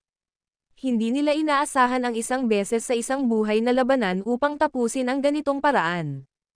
James, and walang higit pa, ay umamin ang pagkatalo. Sabi ni Lucifer, pinili niyang tanggapin ang pagkatalo. Naririnig ito, huminga si James ng isang buntong hininga. Ang kanyang gulugod na nabuo gamit ang tunay na kakanyahan ay nawala, at agad siyang gumuho sa lupa, na naglalabas ng isang bibig ng dugo. Libo-libo sa libo-libong nabubuhay na nilalang lamang ang napapanood. Walang nang ahas na lumapit sa kanila. Haha. Bagaman nasira ang kanyang mga paa, tumatawa si Lucifer. Haha. Si James, na nasa tabi niya, ay tumawa rin. "Nanalo ako, sa wakas, nanalo ako." Ang video na ito ay edited by Urban Storytelling. Kabanata 2375 ang dalawa ay tumawa lamang. Tumawa si Lucifer habang naniniwala siya na siya ay walang talo sa loob ng kanyang ranggo. Wielding armas ng imperial ng kanyang ama, maling naniniwala siya na maaari niyang talunin ang sinuman. Ngayon, gayunpaman, siya ay natalo ng isang tao na ang ranggo ay mas mahina kaysa sa kanya. Natutuwa siyang magkaroon ng napakalakas na karibal. Bukod dito, ang katawan ni James ay muling binubuo ng pisikal na katawan ng kanyang ama. Tumawa si James dahil ang mga tao ay maaaring mabuhay sa kapayapaan mula ngayon. James. Naglakad si Quincy kay James, na may isang hanggal na pagngiti sa kanyang mukha, at sinubukan na tulungan siya. Bahagyang kumaway si James, na nagsasabing, "Hayaan mo akong magpahinga."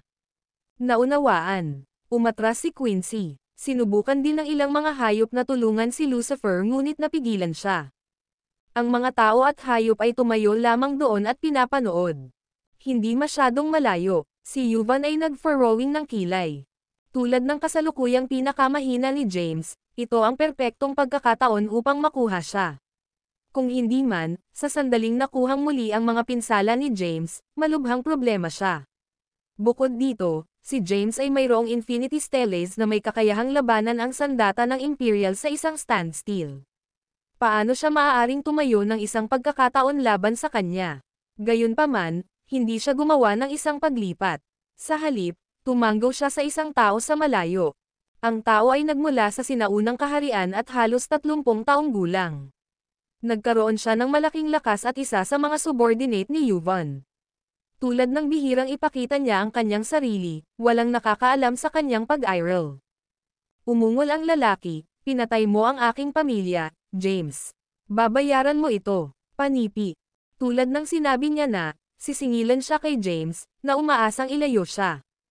Swoosh! May isang flicker. Pagkatapos, isang tao ang lumitaw sa harap ni James, na hinaharangan ang landas ng agresista. May suot na itim na balabal, ang lalaki ay tumingin ng 25 taong gulang. Hindi lamang iyon, ngunit mayroon siyang isang medyo gwapo na mukha. Nagdilim ang kanyang mukha habang siya ay sumulyap sa gitnang may edad na tao at umungal, mawala. Siya si Jace Sterling. Nararapat na ang isang tao ay walang kabutihan, sinabi ni Lucifer, kung may sino mang makakasama kay James, ang angkan ng hiyan ay puksain ang kanyang buong sekta. Naunawaan. Ang ilang mga makapangyarihang hayop ay sinabi. Sa di kalayuan, pinukpok ni Yuvan ang kanyang kilay habang naglalakad siya sa kanila.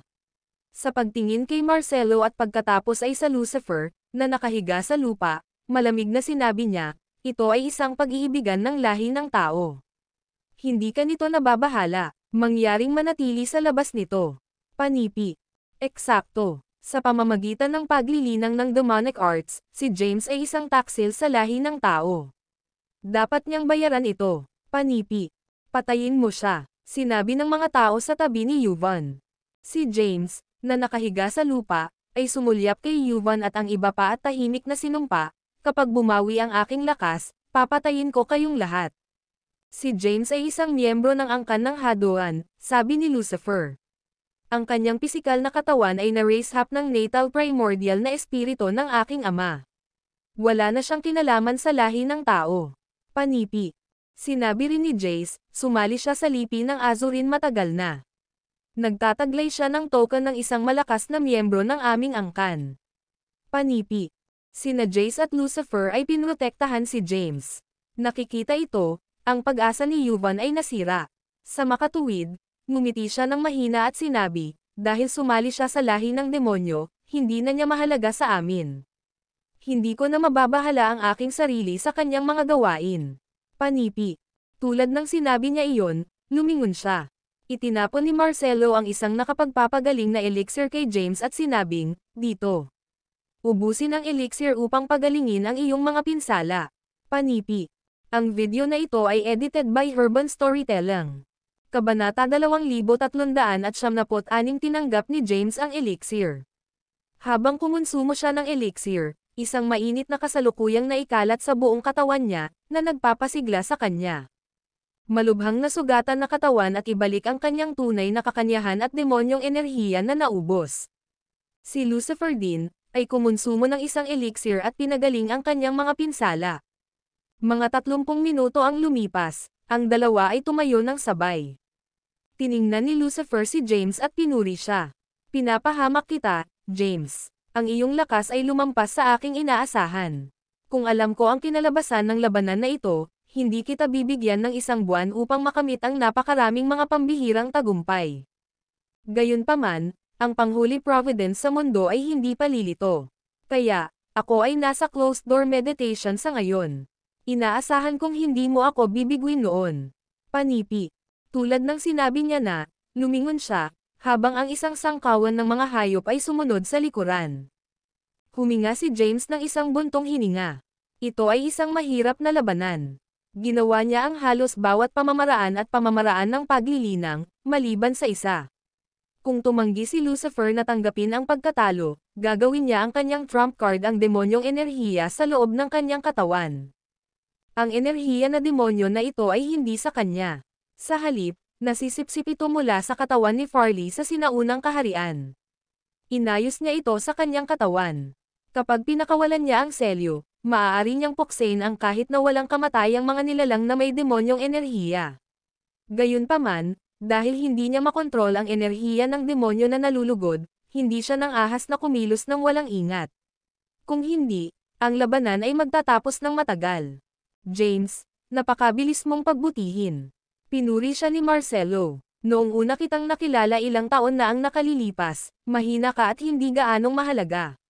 Gayunpaman, sa loob lamang ng ilang taon, ang iyong lakas ay nadagdagan ng mga lips at hangganan. Sa kasalukuyan, hindi kahit na ang nangungunang mga magsasaka ng 3,000 mundo ay maaaring tumayo ng isang pagkakataon laban sa iyo. Panipi. Ngumiti si James ng mahina at sinabing, pinagpapasukan mo ako. Mag-iiwan ako ngayon. Mag-ingat. Panipi. Pagkatapos magsalita, lumingon si Marcelo. Sinulyapan ni Jay si James at sinabing, hindi masama. Pagkatapos, lumingon din siya. Kasunod nito, 2 tao ang lumapit kay James. Sila sina Harold at Quintina.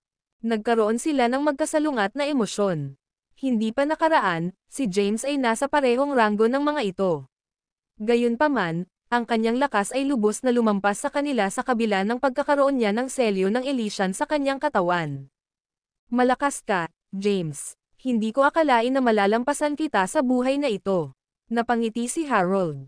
Tumingin si Quintina kay James. Sa sandaling iyon, ang kanyang tingin, na napuno ng lamang at pag-ibig, ay medyo naiiba.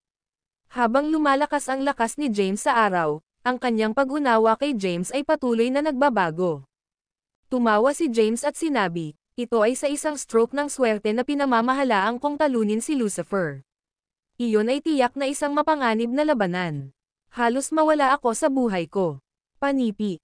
Dahil maraming mga providences sa mundo, kailangan kong magsikap mula ngayon. Kahit na sa Elysian. Selyo, kailangan kong tumaas kahit na ang mga logro. Pinaikit ni Harold ang kanyang mga kamao. Nakakuha siya ng pagganyak mula sa panonood ng labanan at nagpa siya na kailangan niyang magtrabaho ngayon. Isang pangkat ng mga tao ang nakapaligid kay James. Lahat sila ay pamilyar na mga mukha. Sinabi ni Henry, ikaw ay kahanga-hanga, James. Pinuri siya ng Blythe King. Namangha ako, sinabi ni Thomas, tulad ng inaasahan ng isang Caden. Ipinagmamalaki mo kami, panipi. Samantala, tiningnan ni Quincy si James na may isang komplikadong ekspresyon sa kanyang mukha at sinabing, talagang lumakas ka sa paglipas ng panahon. Hindi na ako karapat-dapat sa iyo. Marahil ang mga ito sa gitna lamang ng mga tao ay maaaring mapanatili ang iyong bilis. Panipi. Tinanong ni Delaney, ano ang plano mong gawin sa susunod, James? Ang ngiti sa mukha ni James ay nagyelo. Pagkatapos, ang kanyang ekspresyon ay nagdilim. Well, kailangan kong mangolekta ng ilang mga lumang utang, syempre. Ang video na ito ay edited by Urban Storytelling. Kabanata 2377 mayroong ilang mga account upang manirahan. Lumikha si Sophie ng isang magic bilog matapos makakuha ng pananaw sa Infinity Steles. Samantala, nagawa ni James na makatalyze ang magic bilog na nabuo ng Infinity Steles. Ang Magic Circle ay nagtataglay ng nagwawasak na lakas at maaaring puksain ang lahat na nakatayo sa landas nito. Gayunpaman, marami pa ring mga banta na natitira sa Earth, at si Yuvan Zymir ay isa sa kanila. Ang Yuvan ng sect ng Divinity ay tulad ng isang bomba ng oras ng pagtikang. Iyon ang dahilan kung bakit kinailangan ni James na puksain siya sa lalong madaling panahon. Babalik tayo muna sa Wormstead, sabi ni James. Pagkatapos, bumalik sila sa Wormstead. Maraming mga pangunahing magsasaka ng lupa ang natipon sa pangunahing bulwagan ng Wormstead Palace. Gayunpaman, mahina sila. Ang pinakamalakas sa kanila ay ang hindi kilalang Diyos at Langston. Ang iba ay masyadong hindi gaanong mahalaga na maituturing na isang puwersa na mabilang. James, malaki ang nambag mo sa kaligtasan ng lahat ng sangkatauhan. Kung hindi para sa iyo, ang hukbo ng hayop ay seselakay sa amin, na magdulot ng malaking pagkawasak at casualty. Panipi. Sa totoo lang, una, pinatay mo ang Elephant King, na nakakuha ng Timog Kanluran na rehiyon ng Sol. Susunod, nakikibahagi ka sa isang mabangis na labanan laban kay Lucifer Manacom at tinalo siya, nanalo ng pusta. Panipi. Hindi ko inaasahan na palagwin mo ang malakas na ito sa loob lamang ng ilang maikling taon. Marami ang nagsalita, samantala, nakaupo si James sa pangunahing upuan, na nakangiti ng mahina. Natuwa siyang nanalo sa labanan. Tinanong ni Henry, plano mo bang gumawa ng isang hakbang laban kay Yuvan next, James? Naririnig ito, dumilim ang mukha ni James. Ang matandang geezer na iyon ang mapagkukunan ng aking mga problema. Halos namatay ako nang sinaktan niya ako ng kidlat sa paglilitis sa publiko. Hanggat siya ay buhay, hindi ako makapagpahinga sa kapayapaan. Panipi. Kailangang mamatay si Yuvon. Ngunit, kinuha ni Delaney ang kilay niya at sinabi, si James, si Yuvon ay hindi ordinaryong tao. Bilang nakatatandang sekta, naabot niya ang sambong. Ang kanyang impormasyon ay magagamit sa Martial Arts Forum. Kahit na siya ay nasa unang yugto ng ranggo ng sambong, ito pa rin ang ranggo ng sambong na pinag-uusapan natin ay may tiwala ka ba sa iyong lakas? Panipi. Ang ranggo ng sambong ay itinuturing na walang talo kahit nakabilang sa 3,000 selyadong reel. Nag-aalala si Delaney na hindi matalo ni James si Yuvon. Tiyak, sinabi ni James, iba't ibang oras ito. Pinagkadalubhasaan ko na ang Infinity Stellace supernatural na kapangyarihan. Ang Infinity Stellace ay umiiral mula ng isilang ang universo tulad nito, wala silang mas mahina kaysa sa sandata ng Imperial. Gamit ang magic bilog, tiwala ako na maaari kong puksain si Yuvon. Panipi. Ang iba ay nanatiling tahimik. Iyon ay dahil naniniwala sila na wala silang karapatang magsalita ng mga magsasaka sa ranggo ng Sage ay ang mga kataas-taasang nilalang na maaaring puksain ang isang lungsod sa mundo na may isang kisap mata ng kanilang mga daliri. Tiningnan ni James ang omniscient na Diyos, si Langston, at iba pa at sinabi, bagaman ipinangako ni Lucifer na hindi na niya tayo sasalakayin, hindi lahat ng sagot sa kanya. Bumalik ngayon at panoorin ang sitwasyon sa mundo ng Masidi. Kung ang anumang hayop ay nangahas na salakayin tayo, kailangan nating mag-entablado. Naunawaan. Sinabi ng omniscient na Diyos, matapos ang isang mabangis na labanan, ang iyong mga pinsala ay hindi pa ganap na mabawi. Dapat kang magpahinga ng maayos para sa ngayon at planuhin ang iyong susunod na kurso ng pagkilos kapag ang mga pinsala ay muling nabuo. Panipi. MHM. Tumanggol si James. Pagkatapos, ang makapangyarihang Diyos, si Thomas, at ang iba pa ay umalis. Tanging sina Langston at Tyrese ang nanatili. Tinanong ni Langston, nasaan si Xandre, James? Bakit hindi ko siya nakita sa mga nakaraang taon? Panipi. Ngumiti si James at sinabing, kasalukuyan siyang nasa ligtas na lugar. Kapag siya ay muling lumitaw, ang kanyang lakas ay umabot sa isang hindi makapaniwalang antas. Panipi. Naririnig ito, huminga si Tyrese ng isang buntong hininga. Sa kasong iyon, babalik ako sa Lothian ngayon. Si Langston ay hindi nagtagal ng matagal at lumingon sa tabi ng Tyrese, Tapio, at iba pa. Sa sandaling iyon, ang mga mula lamang sa Wormstead ay nanatili sa bulwagan. Sinabi ni James, habang nasugatan pa rin ako, gagamot ako sa aking mga pinsala sa ngayon. Ang video na ito ay edited by Urban Storytelling. Kabanata 2378 sinabi niya na, lumingon siya at tumungo patungo sa patio ng palasyo. Pagkatapos, pumasok siya sa isang silid at pumasok sa celestial na tirahan. Sa looban ng langit na paninirahan, si Sophie, na nakasuot ng puting damit, ay nakaupo sa tabi ni James. Ang kanyang mga tampok ay maayos at maislan, at ang kanyang hitsura ay kaakit-akit. Nakasuot ng nasiyahan ng ngiti sa kanyang mukha, sinabi niya, binabati kita sa pagwagi sa labanan at paglutas ng pangalawang kalamidad. Ang mga tao sa mundo ay maaaring manirahan sa kaligtasan ng kamag-anak sa oras na. Ngumiti si James ng mapait. Itinuring niya ang kanyang sarili na maswerte upang matalo si Lucifer, na ang lakas ay maihahambing sa kanya. Sa pamamagitan ng paraan, ng paalalahanan ang isang bagay. Tinanong ni James, Sophie, maaari ko bang talunin ang isang sambong gamit ang Infinity Stellace Magic Circle? Tumanggol si Sophie at sinabi, syempre, ang magic bilog na nabuo ng 108 Infinity Stellace ay hindi kapani-paniwalang malakas. Bukod sa, mas malakas ka, mas nakakatakot ang kapangyarihan ng Magic Circle. Gayunpaman, tulad ng kamakailan lamang ay nakakuha ka ng pananaw sa magic bilog, hindi mo na ito ganap na makabisado. Bukod sa, gamit ang mga Infinity Stellace na malubhang maubos ang iyong enerhiya mula rito, iminumungkahi ko na hindi kumikilos ng walang pasubali. Panipi. Hindi na ako makapaghintay. Nakasuot ng isang mabibigat na ekspresyon, sinabi ni James, si Yuvan ay gagawa ng isang hakbang laban sa akin kung hindi para kay Lucifer at Jace na pinangangalagaan ako. Habang natatakot si Yuvan sa lahi ng demonyo, hindi siya maglakas loob na pukawin ako sa malawak na liwanag ng araw. Gayunpaman, nag-aalala ako na siya ay magsasagawa ng mga taktika na underhanded. Panipi. Gawin ang gusto mo, sabi ni Sophie. Hindi niya makontrol ang mga aksyon ni James.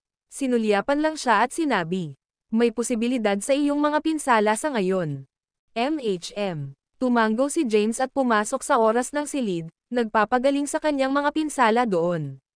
Di nagtagal, siya ay tapos na pagalingin ang kanyang mga pinsala, at ang kanyang lakas ay naibalik sa rurok nito. Matapos umalis sa celestial na tirahan, tumungo siya sa patio ng palasyo. Doon, isang batang babae ang nagtuwir ng kanyang talam. Tumingin siya sa paligid ng 9 na taong gulang, at ang kanyang buhok ay nakatali sa isang nakapusod. Ang kanyang mga tampok ay maayos at maislan, isang palatandaan na siya ay lalago upang maging isang magandang babae. Hinawakan ng batang babae ang taybak sa kanyang kamay at pinalitan ito ng isang tunog ng whistle na ipinakita ang kanyang kasanayan sa swordsmanship. Sa tabi niya ay isang tao, si Callan Maverick. Callan. Lumakad si James sa kanya at binati siya. Naririnig ang tinig ni James, lumingon si Callan at binati siya ng isang ngiti, na nagsasabing, nabawi na ba ang iyong mga pinsala, James? Yep, tumango si James. Tatay. Ang batang-batang babae ay nagpahid ng kanyang taybak at tumakbo papunta kay James bago lumundag sa kanyang yakap. Winnie, matangkad ka na. Niyakap ni James si Winnie ng mahigpit at ngumiti ng maliwanag. Sa isa pang ilang taon, makakatulong ako sa iyo na patayin ang mga kaaway sa larangan ng digmaan, tatay. Pinaikit ni Winnie ang kanyang mga kamao. Nakangiting sabi ni Callan, si Winnie ay may malaking potensyal sa martial arts. Kahit na bata pa siya, naabot na niya ang ika-9 na ranggo. Naririnig ito, natigilan si James. Tinanong niya, totoo ba iyon? Ang pagiging nasa ika-9 na ranggo ay gagawa ng Winnie na isang Grandmaster ilang taon na ang nakalilipas sa mundo. Hindi niya inaasahan na siya ay maging malakas sa gayong edad. Tatay, ako ay isang Grand Supernatural. Nagyelo si James, isang Grand Supernatural. Sa kanyang pag-unawa, ang mga pinagkadalubhasaan lamang ang nakakatakot na lihim na supernatural na sining sa kapanganakan ay tatawaging isang Grand Supernatural. Gayunpaman, tila hindi nagtataglay si Winnie ng alinman sa mga palatandaang ito. Winnie, ano ang iyong supernatural na kapangyarihan? Tanong ni James sa kawalan ng paniniwala. Ang video na ito ay edited by Herban Storytelling. Kabanata 2379. Tulad ng lumabas si James at tungkol sa lahat ng mga taon na ito, hindi niya alam na ang kanyang anak na babae ay isang Grand Supernatural. Hindi ko alam kung ano ang aking supernatural na kapangyarihan. Umiling-iling si Winnie. Pagkatapos, tumalon siya mula sa yakap ni James at catalyzed ang tunay na enerhiya, na bumubuo ng isang scythe. Ang scythe ay itim sa kulay, at ang mga sinaunang inskripsyon ay nagpapalipat-lipat sa loob ng scythe. Inihayag ni Winnie ang itim na scythe at ngumiti, na inihayag ang kanyang mga dimples. Habang tumaas ang aking tunay na enerhiya, ang bagay na ito ay biglang lumitaw sa aking katawan. Hindi ko alam kung ano ito. Panipi. Tinitigan ni James ang scythe. Wala siyang ideya kung ano ito. Winnie, sundan mo ako sa celestial na tirahan. Marahil ay malalaman ni Sophie. Pagkatapos, dinala ni James sina Winnie at Callan sa celestial na tirahan. Sa mansyon ng Lord, ang ekspresyon ni Sophie ay naging mabagsik nang makita ang itim na scythe sa kamay ni Winnie. Tinanong ni James, Sophie, alam mo ba kung ano ito? Hindi siya sinagot ni Sophie.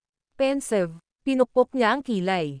Mga 1 minuto mamaya, ang scythe ng paghuhukom. Ilang salita siya. Ano? Hindi maintindihan ni James ang kahulugan ng mga salitang iyon. Bilang Winnie ay clueless din, tiningnan niya si Sophie na may mausisa na pagtingin sa kanyang mukha. Ganoon din ang ginawa ni Callan. Gayunpaman, kahit na wala siyang ideya kung ano ang itim na scythe, alam niya na matagal na ang Winnie ay isang Grand Supernatural. Umiling-iling si Sophie at sinabing, hindi rin ako sigurado. Maghintay dito habang nag-flip ako sa mga sinaunang teksto. Panipi. Pagkatapos magsalita, tumalikod na siya.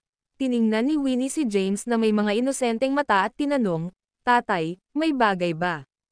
Tinapik ni James ang kanyang ulo at sinabing, "Wala, kailangan lang nating maghintay." Bagaman alam ni Callan ang pagkakaroon ng celestial abode, hindi pa siya nakarating dito. Inscan niya ang kanyang paligid na mausisa at sinabing, "Ito ba ang celestial na tirahan? Hindi ko inaasahan na mayroong ganoong kayamanan sa mundong ito. Gaano kabihira, panipi." Sinabi ni James na nakangiting, "Itinuturing kong maswerte ang aking sarili na nakuha ang paninirahan na ito." Pagkatapos, nag-usap ang dalawa. Kabanata 379.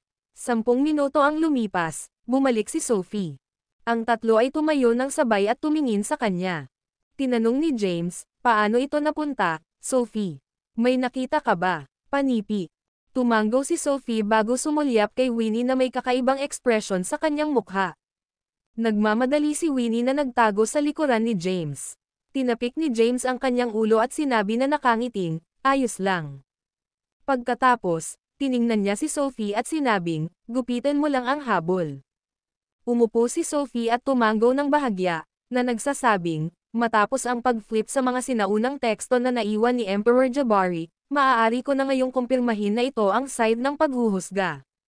Si James ay nakinig ng mabuti. Naintriga, ganoon din ang ginawa ni Callan. Nagpatuloy si Sophie, "Noong sinaunang panahon, mayroong isang species na gaganapin sa mataas na pagsasaalang-alang sa mundong ito. Tinawag silang mga adjudicator, at ang kanilang sandata ay ang side ng paghuhusga. Sa pamamagitan ng side ng paghuhusga, maaari silang magpasa ng paghuhusga sa anumang nabubuhay na nilabag sa makalangit na landas." Panipi. Ang video na ito ay edited by Urban Storytelling. Kabanata 2400, sa kakanyahan, ang mga nagtataglay ng side of judgment ay isang naglalakad na langit na landas at may kakayahang maipasa ang paghatol sa bawat buhay na nasa ngalan nito. Ang alamat ay ang side ng paghuhukom ay ipinanganak mula sa makalangit na landas at nabuo ng batas ng langit. Panipi. Naririnig ito, si James ay nababagabag. "Ano? Ang side ni Winnie ay kahanga-hanga." Panipi. Natigilan siya. Ang side ng paghatol ay pumasa sa paghatol sa lahat ng ngalan ng langit na landas. Anong kapangyarihan ito? Sa katunayan, tumanggo si Sophie at sinabi, "Sa mga talaan ng mga sinaunang teksto na naiwan ni Emperor Jabari, ang mga adjudicator ng langit ay dating umiiral noong mga sinaunang panahon. Sila ay walang awa na mga robot na pumasa sa paghuhusga sa lahat ng mga nabubuhay na nilalang na lumabag sa batas ng langit sa ngalan ng langit na landas. Gayunpaman, kalaunan, ang mga tao ay gumawa ng isang bagay na ganap na nagrebelde laban sa makalangit na landas. Mula sa araw na iyon, ang mga adjudicator ng langit ay nawala ng walang bakas, at ang mga selyo na inilagay ng langit sa loob ng mga katawan ng lahat ng tao sa mundo ngayon ay nauugnay din sa bagay na ito. Ito ay isang bagay na ginawa ng mga ninuno ng sangkatauhan na ang makalangit na landas ay natagpuan na imposibleng tanggapin." Panipi. Naririnig ito, huminga ng malalim si James. Ito ay simpleng nakakatakot. Hindi niya inisip na ang kanyang anak na babae ay magkakaroon ng side ng paghuhusga sa loob ng kanyang katawan at na siya ay magiging adjudicator ng langit at isang naglalakad na landas sa langit. Nagpatuloy si Sophie, si Winnie ay pinili ng langit na landas. Dahil dito, maraming beses siyang maswerte kaysa kay Lucifer. Pagkatapos ng lahat, nakakuha lamang siya ng isang inscription ng Elysium, samantalang si Winnie, sa kabilang banda, ay makakapasa ng paghuhusga sa lahat ng nabubuhay na nilalang sa ngalan ng langit sa sandaling siya ay naging isang may sapat na gulang. Kahit na ang mga magsasaka sa ranggo ng Emperor ay maaaring hatulan kung nilabag nila ang makalangit na landas. Panipi. Hindi inisip ni James na ang kanyang sariling anak na babae ay pipiliin ng makalangit na landas at gumamit ng side ng paghuhusga. Ngayon, mayroon siyang isang magaspang na ideya kung ano ang side ng paghuhusga. Ito ay sa halip ay katulad ng Blade of Justice, na may kakayahang maipasa ang paghatol sa lahat na nakagawa ng mga krimen at lumabag sa batas ng Solin. Si Winnie, sa kabilang banda, ay pumasa sa paghatol sa mga lumabag sa makalangit na landas. Gayunpaman, paano ang isang paglabag sa makalangit na landas? Wala siyang ideya. Pagkatapos ng lahat, ang kanyang kasalukuyang lakas ay masyadong mahina upang maabot ang punto ng pag-unawa nito. Ang isang maliwanag na panahon ay nasa atin. Gayon din, ang pinakamadilim na edad sa kasaysayan ay dumating. Nakasuot ng isang solemn na ekspresyon, pinukaw ni Sophie ang kanyang kilay at dahan-daang sinabi, sa panahon kung mayroon pa ring mga adjudicator ng langit, maraming mga Grand Emperador. Naniniwala ako na pagkatapos ng isang tagal ng oras kung kailan lumaki ang mga henyo na ito at maabot ang ranggo ng Grand Emperor, ang mundo ay bababa sa kaguluhan. Panipi. Dahil ito ay masyadong malayo kay James sa ngayon, hindi niya nais na alalahanin ang kanyang sarili sa ito. Sa ngayon, ang kanyang prioridad ay upang puksain ang sekta ng pagka-Diyos na nagarison sa mundo. Dahil ang sekta ng pagka-Diyos ng sinaunang kaharian ay napatay, walang dahilan para sa isa sa mundo na patuloy na umiiral. Sophie, dahil mayroon pa akong mga bagay na dadalo, aalisin ko, sabi ni James. Pumunta pagkatapos, nararamdaman ko na ang Providence pagkatapos ng pangalawang kalamidad ay malapit ng lumitaw. Matapos mong malutas ang bagay na ito at magpasok ng isang closed-door meditation, ang Providence ay dapat na lumitaw noon. Panipi. Naririnig ito, ang pagyuzisa ni James ay napik. Tinanong niya, ano ang Providence na lilito pagkatapos ng pangalawang kapahamakan? Sa pamamagitan ng paraan, ano ang magiging pangatlong kapahamakan? Panipi. Umiling-iling si Sophie. Walang ideya si Winnie kung ano ang pinag-uusapan ni Sophie. Namula lang niya ang kanyang mga mata at sinabi ng walang kasalanan, makakatulong ba ako sa aking tatay na patayin ang kanyang mga kaaway kung lumalakas ako? Kinuha ni Sophie ang kanyang kilay at sinabing, huwag sabihin ang gayong mga bagay na gory sa murang edad. Ngunit, sinabi ni Mommy na si tatay ay nagsisikap na protektahan ang sangkatauhan. Gusto kong tulungan si tatay at gawing mas madali ang kanyang trabaho. Hindi na sinabi ni Sophie at gestured para dalhin ni James si Winnie sa ibang lugar. Ang video na ito ay edited by Urban Storytelling. Kabanata 2401. Hindi ko alam. Sa ilalim ng normal na mga kalagayan kung saan lilito ang Providence, ang makalangit na landas ay nakakaranas ng pagbabago-bago. Iyon ay kapag nalaman ko kung ano ang magiging Providence at ang kalamidad. Panipi. Nakikita ko. Nabalisa si James. Talagang naniniwala siya na si Sophie ay hindi makapangyarihan at walang saysay. Tumingin siya sa kanya, nakakaintriga. Sophie, anong ranggo ka ngayon? Ako. Isang kaakit-akit na ngiti ang sumulpot sa kanyang mukha habang sinabi niya, marahil ako ang pinakamalakas na figure sa ilalim ng ranggo ng Emperor. Seryoso. Natigilan, tinanong niya, mayroon pa bang mga magsasaka sa ranggo ng Grand Emperor doon? Grand Emperor. Matapos mag-isip sandali, sinabi ni Sophie, sa palagay ko.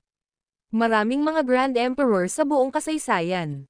Ang ilan ay bumagsak, samantalang ang iba ay nagtago sa kanilang sarili bukod sa, pagkatapos maabot ang ranggo ng Grand Emperor, maaari ring baguhin ng isa ang mga fate at patutunguhan.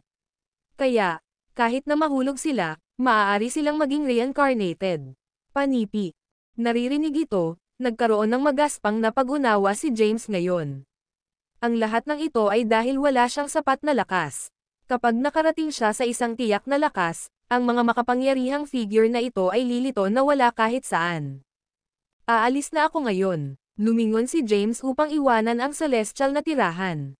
Sa Wormstead Palace, si James ay nanatili lamang sa Wormstead at ginugol ang kanyang oras kay Winnie. Ginabayan din niya ang paglilinang ni Winnie. Si Winnie ay tunay na henyo. Hindi mahalaga kung ano ang natutunan niya, naintindihan niya ito kaagad.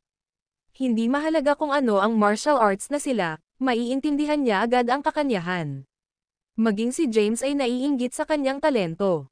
Samantala, alam ni James na napunta si Thea sa silid ng mga banal na kasulatan upang maghanap ng tagapag-alaga upang makapasok sa isang saradong pintuan ng pagmumuni-muni. James. Tulad ng panonood ni James na gumanap si Winnie na gumagalaw ang kanyang tayback habang nakaupo sa isang upuan sa patio ng palasyo, narinig niya ang isang tinig na nagmula sa likuran niya.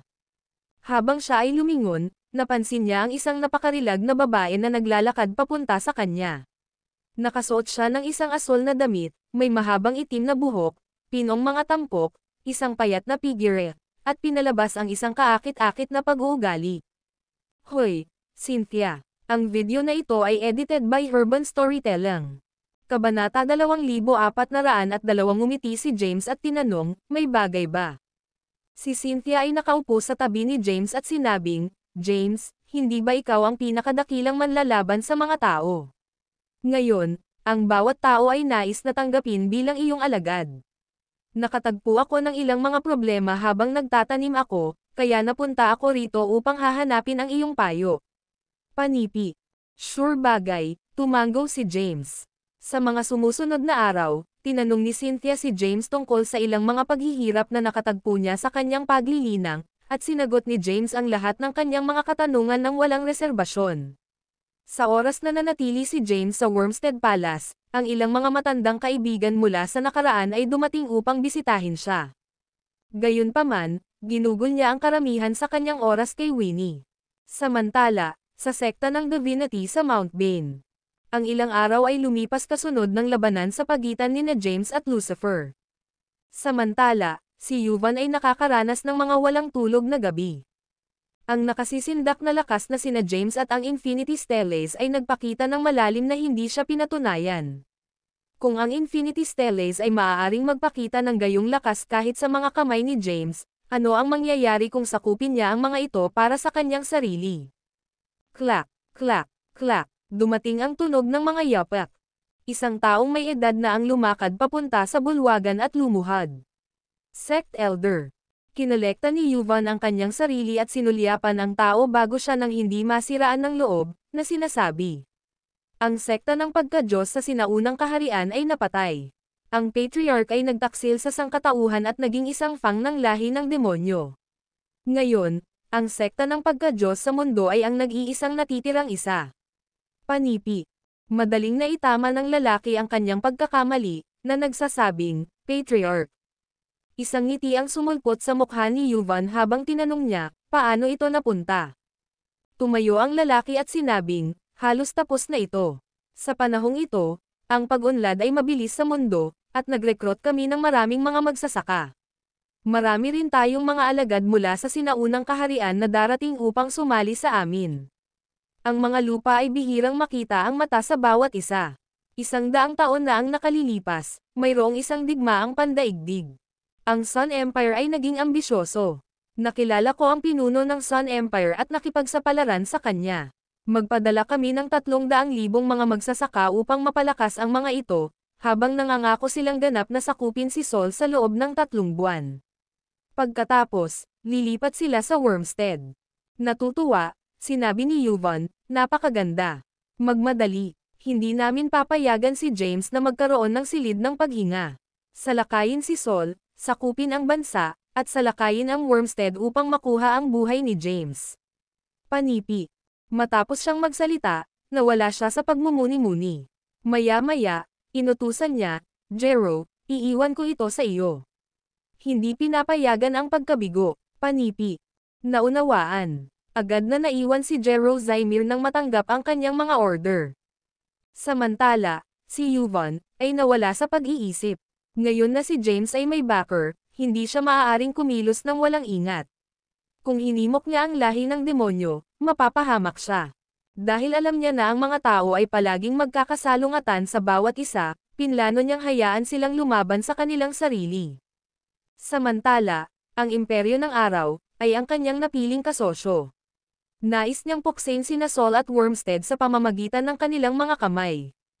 Yamang inutusan ni Lucifer ang bawat hayop na itigil ang mga pakikipagsapalaran sa mga tao, itinago ng mga hayop ang kanilang sarili dahil sa takot na antagonize si Lucifer. Gayunpaman, ito ay isang kakaibang bagay kung ang mga tao ay nakipaglaban sa kanilang sarili. Oh, James, kung alam kong mabilis kang babangon ito, kukunin ko na ang iyong pisikal na katawan. Oh well, hindi bababa sa mayroon ka na ngayong mga Infinity Stellace. Malapit na silang maging akin. Panipi. Habang nagbulang-bulungan siya, dumilim ang mukha. Si James ay nasa Wormstead. Wala siyang ideya na ang isang digmaan ay malapit ng masira tulad ng natapos na ang pangalawang kapahamakan. Ang video na ito ay edited by Urban Storytelling. Kabanata 2403 si James ay nabubuhay ng isang masigasig na buhay sa Wormstead. Siya ay orihinal na nagplano upang hanapin si Yuvan at puksin siya. Gayunpaman, Matapos malaman ang tungkol sa sitwasyon ni Winnie, pansamantalang inilagay niya ang mga bagay na iyon at nakatuon sa paggugol ng oras sa kanya. Di nagtagal, lumipas ang ilang linggo. Noong ika-18 ng Hulyo, ang mga sirens ay nag-blared sa maagang warning na surveillance room sa Seoul. Pag-uulat, isang missile ang patungo sa Driftvale City. Ay intercept ang missile kaagad bago ito tumama sa Driftvale City. Ngayon, ang mga nakatatandang awtoridad ng Seoul ay nasa panic mode. Samantala, si James ay nasa patio ng Wormstead Palace. Nagmadali si Henry, isang bagay na kakilakilabot ang nangyari, James. Inilabas ni James ang kanyang pagkakahawak kay Winnie at tiningnan si Henry na may nag-aalala na ekspresyon sa kanyang mukha, nagtanong. Ano ang mali? Madali na sinabi ni Henry, nakatanggap lang ako ng isang nakakode na mensahe mula kay Seoul. Ang Sun Empire ay naglunsad ng ilang mga missile patungo sa Driftvale City sa Seoul. Bukod dito, ipinakita ng mga imahe ng satellite na ang Imperial Army ng Sun Empire ay namapakilos, at inaasahang darating sila sa Seoulin na tubig sa loob ng isang araw. Malalabas sila sa silangang baybayin ng Seoul at darating sa Driftvale City sa loob ng 2 araw. Panipi. Naririnig ito, huminga si James ng isang buntong hininga. Akala ko may seryosong nangyari. Ito ay hindi malaking pakikitungo. Panipi. Para kay James, ang Sun Empire ay hindi gaanong mahalaga. Walang dapat alalahanin laban sa mga tao. Magiging maayos siya hanggat ang mga kaaway ay hindi mabangis na hayop. James, ikaw ang hari ng Seoul. Ngayon, ang missile ay naharang, at ang mga nakatatandang awtoridad ng SOI ay naghihintay sa iyong utos. Panipi. Nang walang pag-aatubili, sinabi ni James, lalaban natin ang bawat piraso ng lupain ng Seoulin ay sagrado, at lalaban tayo sa mga taong maglakas loob na lumabag sa ating soberanya. Ibinigay ni James ang utos. Pagkatapos, ang hukbo ng Seoulin ay nagsimulang magtipon bilang paghahanda para sa labanan. Sa mataas na dagat, maraming mga sasakyang dagat ang lumitaw, at ang kalangitan ay puno ng sasakyang panghimpapawid. Nakakatakot ang eksena. Ang hukbo ng Imperial ay mabilis na sumulong at lumitaw sa tubig sa labas lamang ng Seoul.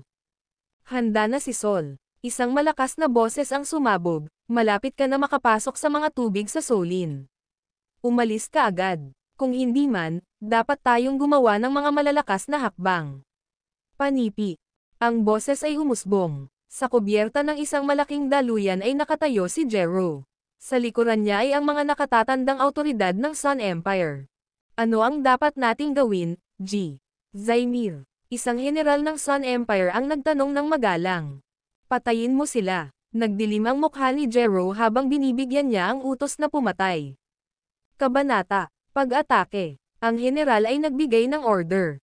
Sa sandaling iyon, ang sasakyang panghimpapawid ay huminto at naglunsad ng maraming mga missile sa tabi ng mga vessel.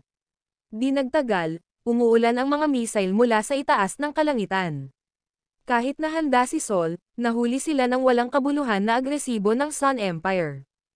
Strike back. Sunog. Isang mabangis na labanan sa dagat ang sumabog. Gayunpaman, mula nang maghanda ang Sun Empire, ang hukbo ng Seoulin ay agad na durog at napatay. Pagkatapos, nagmamarcha ang hukbo ng Imperial.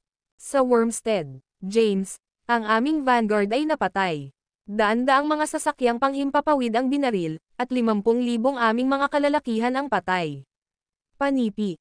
Ang video na ito ay edited by Urban Storytelling. Kabanata 2404 nagmadali si Henry upang iulat ang sitwasyon sa larangan ng digmaan. Nagalit, sinawsal ni James ang kanyang mesa at umungal, paano sila maglakas loob. Nagpatuloy si Henry, ang hukbo ng Imperial ay mabilis na sumulong batay sa kanilang bilis, dapat silang mag-disembark sa East Sea sa loob ng isang araw.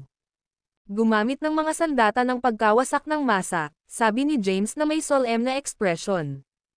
Pagkatapos, sa ilalim ng kanyang order, inilunsad ni Seoul ang mga sandata ng pagkawasak ng masa. Gayunpaman, dahil maraming mga makapangyarihang magsasaka sa hukbo ng Imperial tulad ng Jero Zaimir, ang mga sandata ay simpleng na-deflect. Hindi nasaktan, mabilis na sumulong ang hukbo. Dumating si James sa command center sa Wormstead. Sa pamamagitan ng mga imahe ng satellite, nasaksihan niya ang eksena kung saan ang mga sandata ng pagkawasak ng masa ay na-deflect. Kinuha ni Henry ang kanyang kilay at sinabing, hindi bababa sa ranggo ng mage at sa itaas. Kawili-wili, malamig na sinabi ni James, hindi ko inaasahan na ang Sun Empire ay magkaroon ng malakas na mga magsasaka na tulad nito ay lumilitaw na ang isang tao ay maaaring tumulong sa kanila ng lihim. Agad na alam ni James na si Yuvan ang nasa likod nito. Tinanong ni Henry, ano ang dapat nating gawin ngayon? Malumanay na tinapik ni James ang kanyang mesa habang pinag-isipan niya at sinabi, kahit na hindi ko siya sinusunod, siya ay lumikha ng mga problema para sa akin. Panahon na para lumaban ako. Panipi. Pagkatapos, tumayo siya at sinabi, ipaalam sa Blythe King at Delaney na magtungo kaagad kay Sol. Panahon na upang ibunyag ang 400 malakas na braso sa loob ng celestial na tirahan. Panipi. Matapos siyang magsalita, pumasok siya sa celestial na tirahan at natagpuan si Sophie. Sophie, anong ranggo ang aking hukbo ngayon? Sinabi ni Sophie, pagkatapos ng pagpasok sa oras ng silid at paglilinang, hindi sa banggitin ang kasaganaan ng mga mapagkukunan sa loob, naabot nila ang ranggo ng Herculean sa pangkalahatan. Gayunpaman, dahil may mga seal sa loob ng mga katawan ng tao, mahirap na gumawa ng isang tagumpay. Panipi. Herculean Rango. Nabigo si James. Nakangiting sinabi ni Sophie, huwag maliitin ang isang 400,000 malakas na hukbo sa ranggo ng Herculean, si James. Ngayon, kailangan mo ng 4 na pinuno upang manguna at bumuo ng isang sobrang porma sayon. Kapag nabuo ang pagbuo, ang kapangyarihan nito ay maaaring mapahamak. Panipi. 4 na pinuno. Nag-furrow si James ng kilay niya. Batay sa kanyang mga orihinal na plano, ang 4 na pinuno ay binubuo ni Thea, Henry, the Blythe King, at Delaney. Gayunpaman, binabantayan ni Thea si Wormstead sa mga taong ito, at siya ay nasa isang saradong pintuan na pagmumuni-muni sa kamara ng mga banal na kasulatan.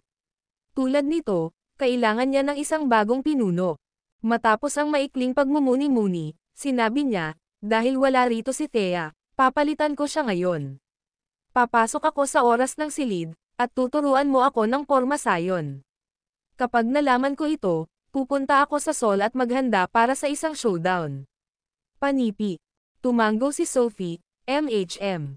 Pagkatapos, tumungo si James sa silid ng oras kahit na ang pagbuo ay malalim at komplikado, si James ay isang mabilis na nag-aaral. Di nagtagal, nakakuha siya ng pananaw dito. Samantala, ilang oras ang lumipas sa labas.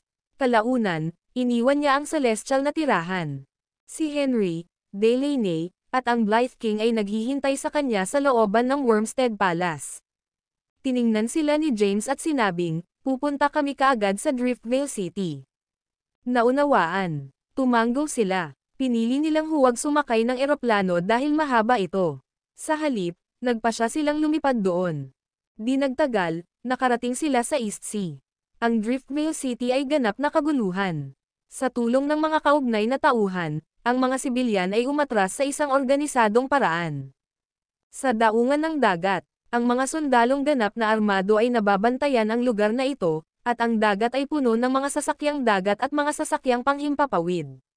Kasabay nito, ang mga sasakyang panghimpapawid ay nagpaligid sa kalangitan.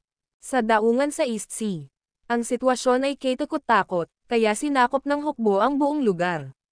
Nang dumating ang 400,000 malakas na hukbo mula sa celestial na tirahan, lumitaw sila sa lupa, sa kalagitnaan ng hangin, o kahit nasa ibabaw ng tubig.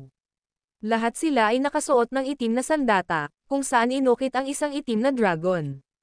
Hindi lamang iyon, ngunit nagsuot din sila ng mga espada sa kanilang mga waists. Ang sandata ay espesyal na iniayon para sa kanila ni Sophie. Bagaman hindi sila top-notch arm, ipinasa nila bilang mga bagay na katanggap-tanggap na kalidad. Pagbati, pangkalahatan. Nagsalita sila ng magkakaisa. Nakikita ito, ang iba pang mga hukbo ay natigilan. Si James, sa kabilang banda, ay nasisiyahan. Ang hukbo na ito ay nagtatanim sa loob ng silid ng oras ng pag-abo sa loob ng maraming taon na ang nakalilipas bilang paghahanda sa pahayag. Gayunpaman, sila ay bahagi ng mga reserba, at ang oras ay sa wakas ay dumating para sa kanila na lumitaw. Nais ni James na hadlangan ang mundo mula sa pag-atake sa kanila. Nais niyang ipaalam sa lahat na sina Saul at Wormstead ay hindi nasira at nagkamali. Hindi lamang iyon, ngunit mayroon din silang isang malakas na hukbo na nagpoprotekta sa kanila. Sophie, anong uri ng mga magsasaka ang maaaring mabuo ng 400,000 malakas na hukbo? Tinanong ni James si Sophie, na nasa celestial na tirahan. Sinabi ni Sophie, hindi ko rin alam. Ngunit hindi sa palagay ko magkakaroon sila ng problema na nagpapalaganap ng isang sambong. Panipi. Talaga, natigilan si James. Naghintay si James at ang iba pa. Isang general ang tumakbo sa kanila at saludo. Mga pagbati, iyong kamahalan. Ako ang Commander-in-Chief ng East Sea. Panipi. Magaan si James. Pagkatapos, habang inalis niya ang kanyang kamay, ang laki ng Celestial ay lumaki ang laki. Binuksan ang ginto, at ang 400,000 malakas na hukbo ay lumabas. Ang video na ito ay edited by Urban Storytelling. Kabanata 2405. Siyempre, sabi ni Sophie. Ang magic bilog na nabuo nila ay tinatawag na siyam na langit na God Annihilating Formation. Ito ay isang kilalang pormasayon mula sa mga sinaunang panahon, at may kakayahang pagsamahin ang lakas ng lahat ng mga tao dito. Kapag ganap na naisakatuparan ng 4 na pinuno, ang kapangyarihan nito ay may kakayahang magdulot ng malaking pagkawasak. Panipi.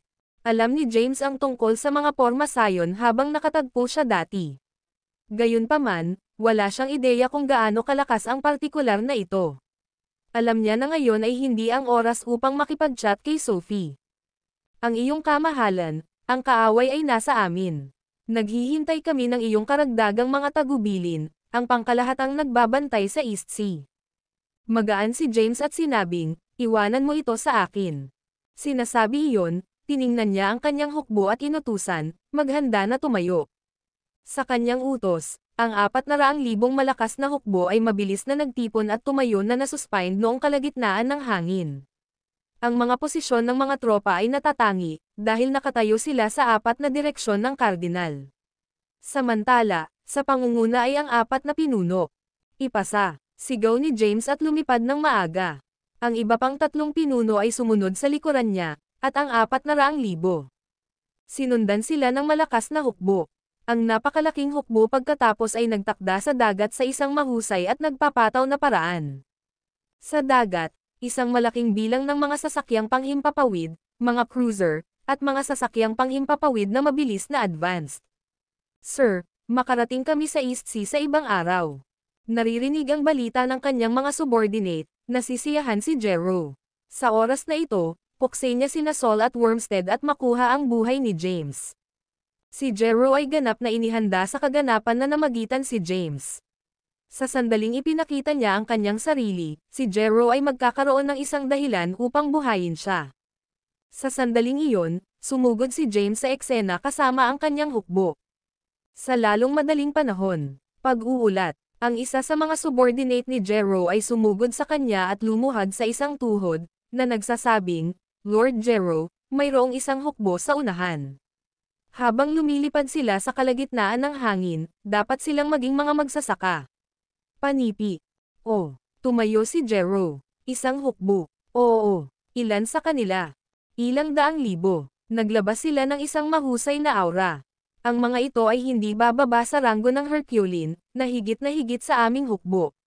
Panipi. Naririnig ito, pinukpok ni Jero ang kanyang kilay. Isang hukbo na nabuo mula sa ilang daang libong mga magsasaka.